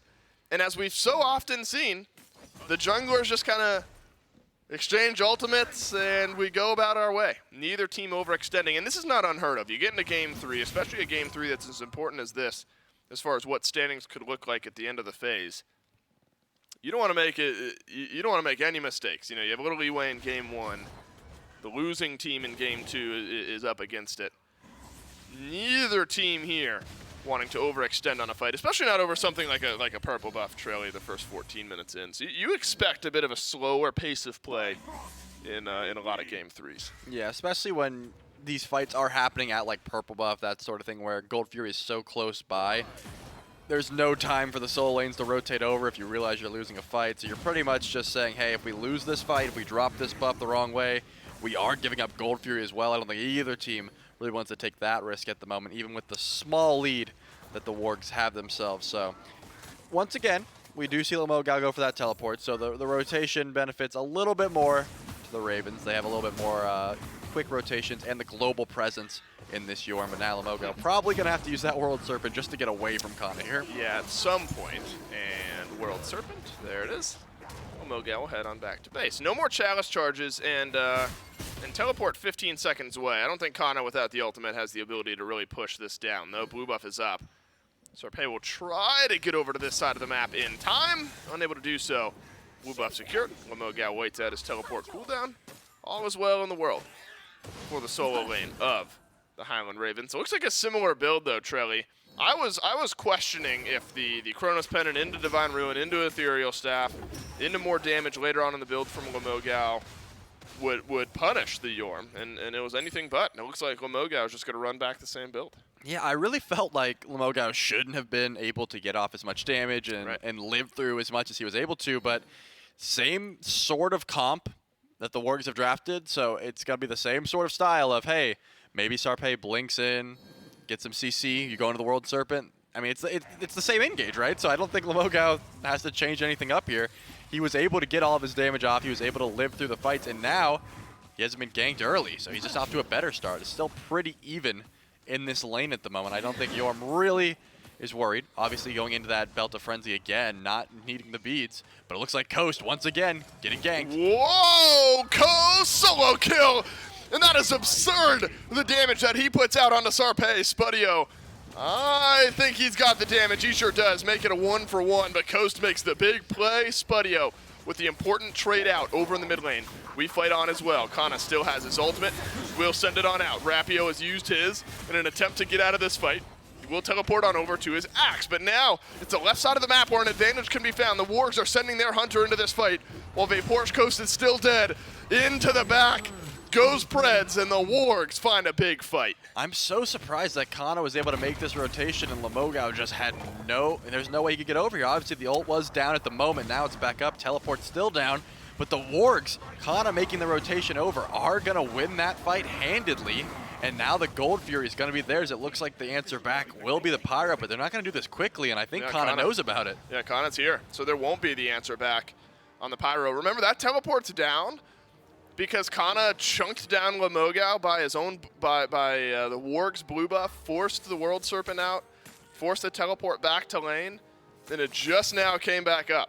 And so Lamogao having to use the teleport to get back into lane. Well-timed fight there by the Wargs, realizing that Lamogao wouldn't get the free advantage over Kana. And that's a big swing now in Game 3 for the Wargs. Nearly, actually more than, a clean 3,000 gold lead. Though, Trelly, I say it with some pause, because this was effectively the gold lead that the Wargs had in Game 2 when the fight didn't go in their favor. And the Borscht Coast has already made a big 1v1 happen. Can't count out the Euler. Can't count out Sap either. I think even at 0-2, going to need a little extra scaling, 2 levels behind. But this Tiamat can still reach a point in this game that's going to be a real big problem.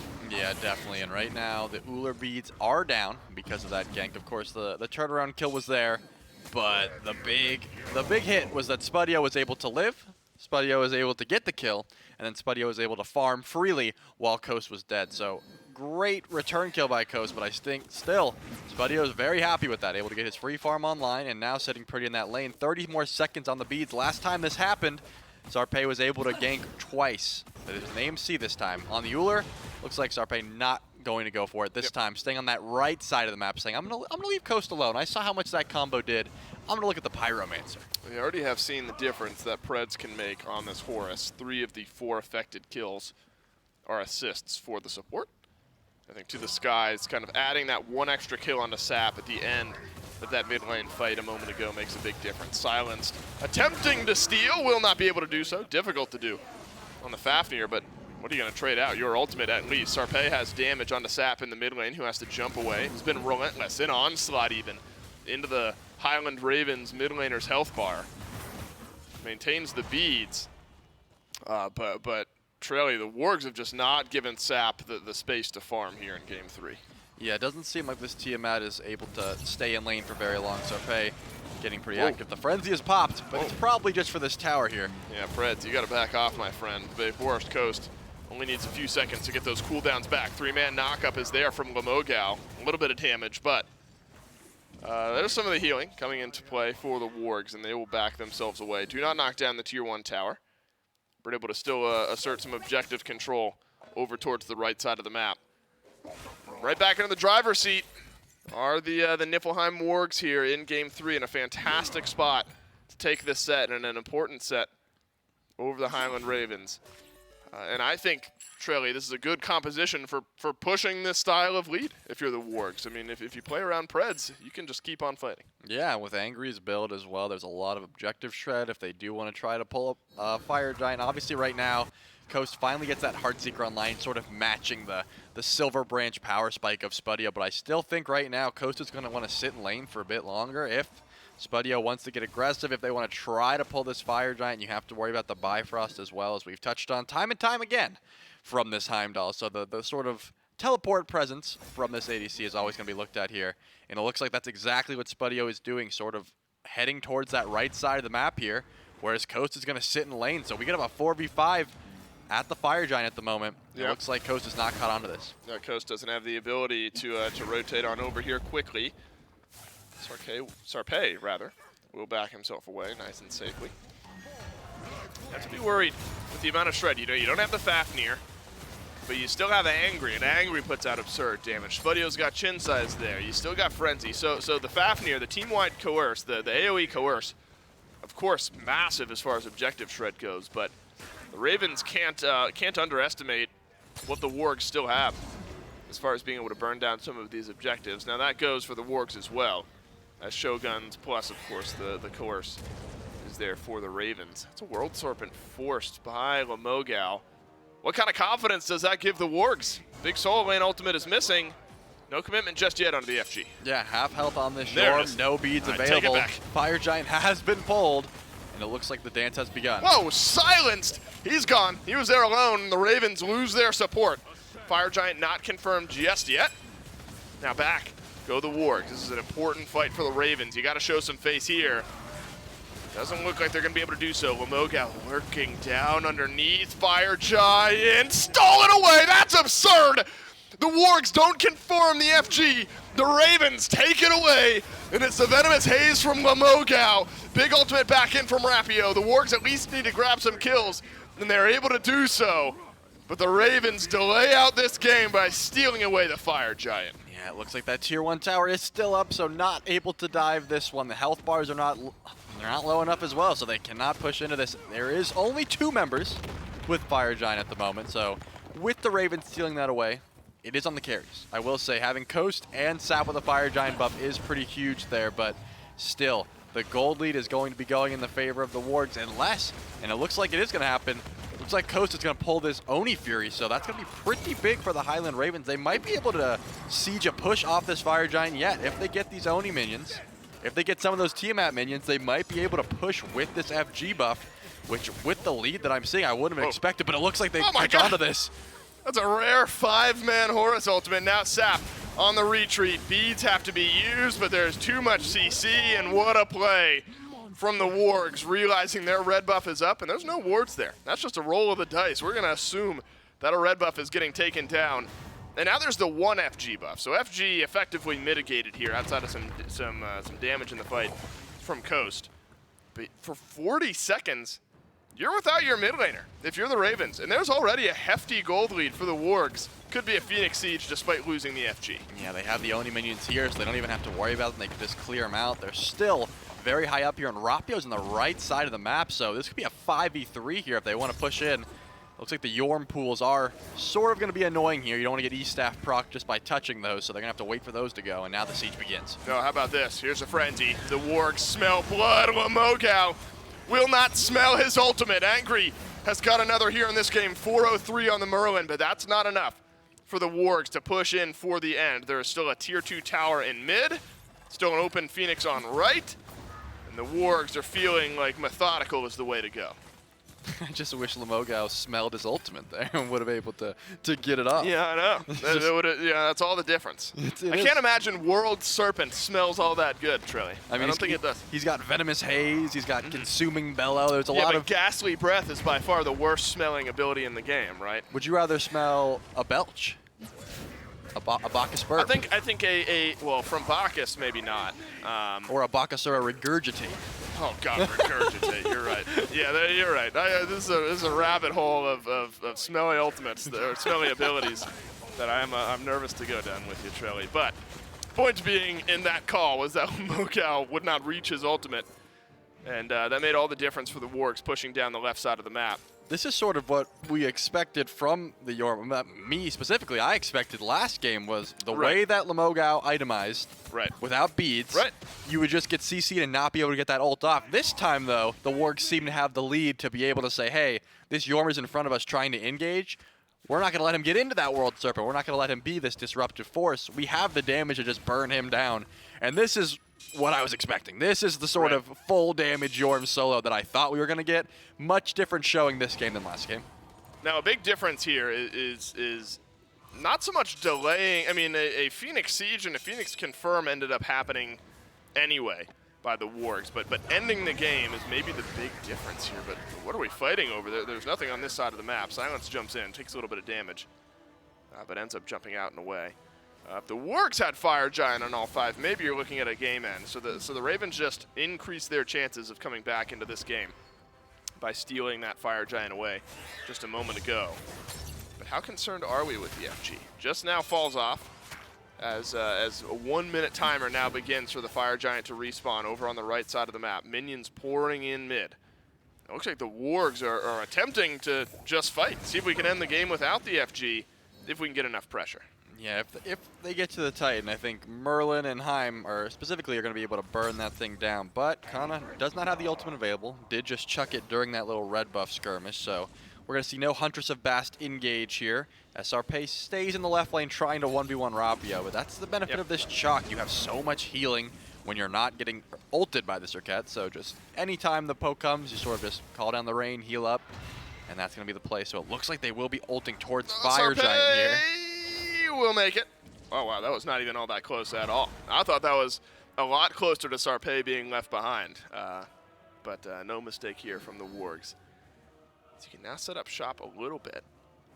Ward coverage not fantastic from the Ravens.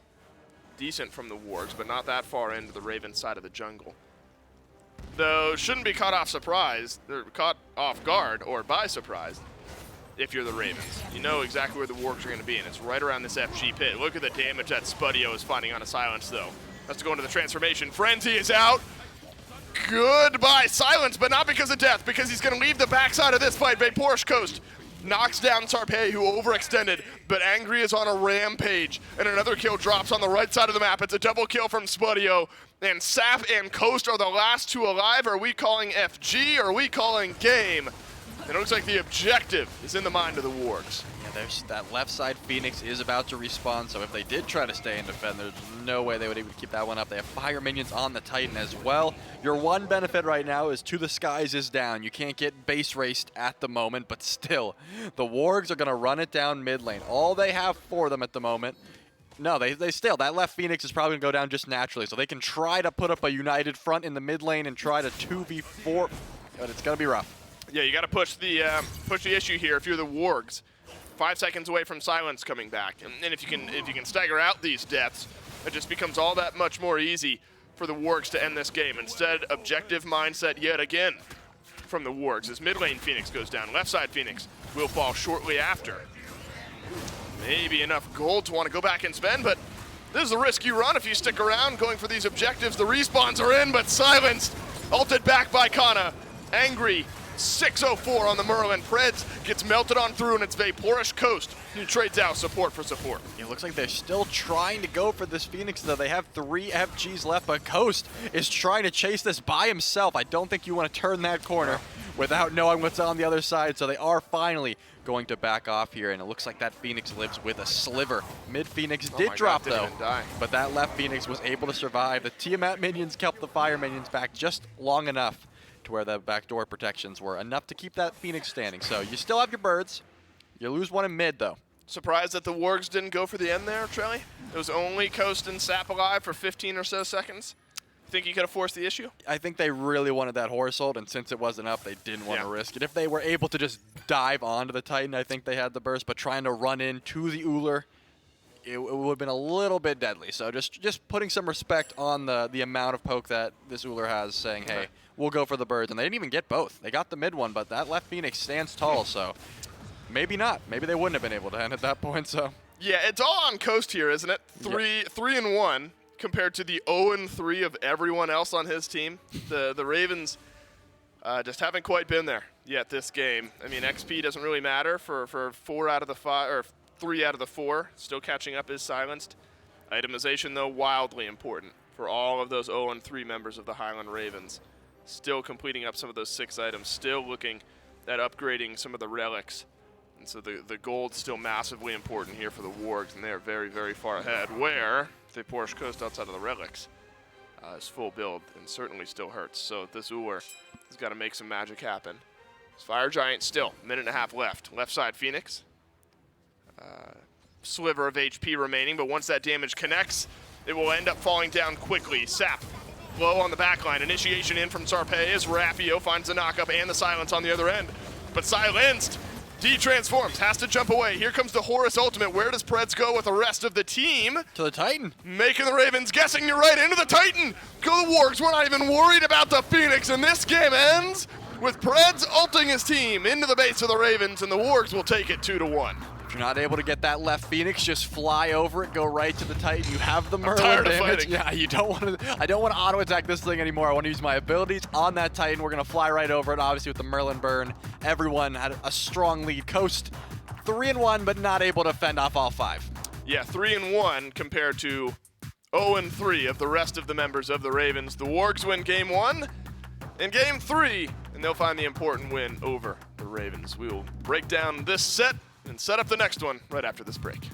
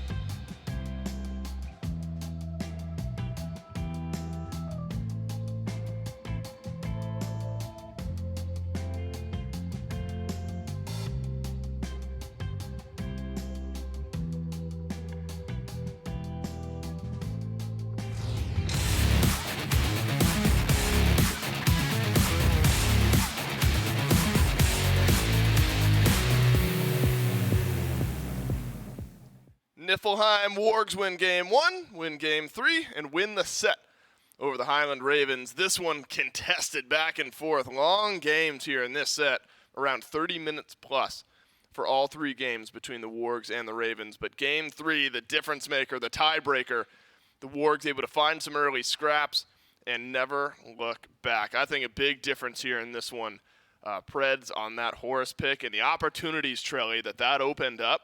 Later on in the game, you get that early lead. And the Ravens can't say no to a Horace drop shipping on top of your team. That's just an effective way of pushing a lead for the Wargs. Yeah, I agree. Preds on the Horace, a vastly different play style, as we touched on a bit during the game, but to the skies and the amount of just lockdown and the small amount of sustain obviously had to be respected as well. So just the ability to take your whole team and fly them, on top of your red buff per se, where Sap says, oh wait, there's 5 people here. Yep. I really thought I was safe. The ability to do that is going to be pretty solid, and it ended up working out pretty well for them as well. I think once again, the difference maker was how much Lamogao was able to get into this ult. They had the damage to burn him down this time around, so when you expect a CC and then it's just boom, dead. I mean, having Yorm go into the World Serpent and not is a vastly different team fight. And Angry looked fantastic on the Merlin. Both carries really did for the Wargs. But the Merlin, I set the stage. I said Angry's Merlin is something that I remember from last year in the SEC. It's a good pick for this Wargs team. And Angry ended up hitting a lot of pay dirt this game. And we'll see in a moment, I believe, undying by the end of this game. At any rate, only died once, if that. Just so safe. I mean, look at that. You flicker away, you're able to turn around, deal the damage, and feel just fine. And again, remember after game 1, I said it's like a perfect team KDA when both of your carries survive, and you might, if you have deaths, they're like your initiators. Kana doesn't even die this game, but both Angry and Spudio untouched.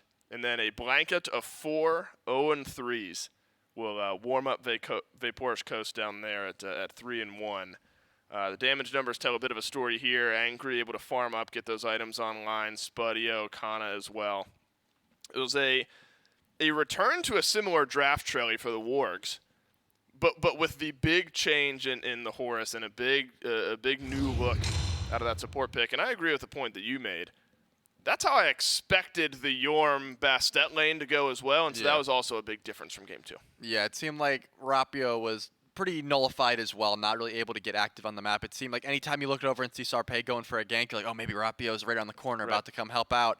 And it just seemed like that was never the case. Only about 6,000 total damage at the end of that game. Just not what you want to see from this very overwhelming presence that Cha can bring. Just didn't seem to get online there. Yeah, no, agreed. Well, EU was 2 back-to-back sets here for you today, and both of them go all 3 games. EU, a very competitive region every single year in the SMITE Challenger circuit, and this year seems to be no different. In our first set of the day, the Gilded Gladiators find themselves a 2-1 win over the Ferrymen, and then the Niflheim Wargs was the set you just watched.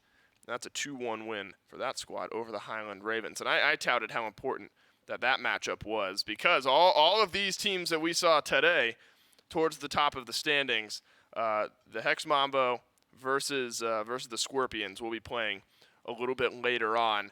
And EU has always had a very distinct, kind of cool, calm, collected, calculated play style when you're watching the SEC, and so might be a bit of a shock to some viewers who aren't used to that. Our next 2 matchups of the day are over in North America, and Trelly over in NA, the SEC. They love to brawl. These guys love to fight, and we've got some good matchups on the slate over in NA as well. Yeah, if what we just watched was like the Sherlock Holmes breakdown every punch you throw sort of style, NA SEC is more like we're just chucking haymakers left and right, trying to just brawl and see how it goes. So vastly different play style, very more aggressive in the NA. Yeah, agreed. And a lot of names that I'm very excited to watch develop over the course of the year here in the SEC. A lot of names people will recognize from SPL teams of past. The North American schedule, I think very exciting to look forward to down the stretch here today. The first matchup that we'll have after a break here in just a moment, the Hounds versus the Weavers. This Hounds team, Remakami, Oath, Crimson, Quig, Dude Man Bro, that's a squad, Trelly, that has stuck together for a little while. A couple of the players, at least, and certainly notable names up against Mando, Warrior, Jingu Bang, Sops, Dashboard, and Chinfu. And so that's our next matchup today, coming up here in a little bit. Again, the Hounds versus the Weavers. And then to end the day, we will have the Wardens up against the Tanuki. I love these icons, they're by so the way, good. all the team names. A lot of them very, very cool. I'm partial to the Tanuki. I think that's a hilarious in a good way icon. It's a matchup of the yelling icons between the Wardens and the Tanuki. They do seem very aggressive, both of them. Don't they? They look like they want to fight, and that's the way that North America likes to play. That's a fair point. Maybe we design the logos with that in mind. It's certainly possible. I think that's a good way of looking at it. And then the Wardens matchup, I think, will carry a lot of weight with it there as well. And it's these early matchups between all of these teams where standings, later down the stretch, it's something that I harped on a good bit during this set between the Wargs and the Ravens. With the way that the phase breaks down and how competitive a lot of these teams are with one another, when you get some top of the table matchups, like don't be surprised if the Wargs like edge out the Ravens to be top seed or second or over third seed, something like that later on down the stretch. And this set right here in week 2 of the SEC ends up being a difference maker. So EU portion of our day is done. The North American portion of our day still to happen. Stick around. NASEC coming up next.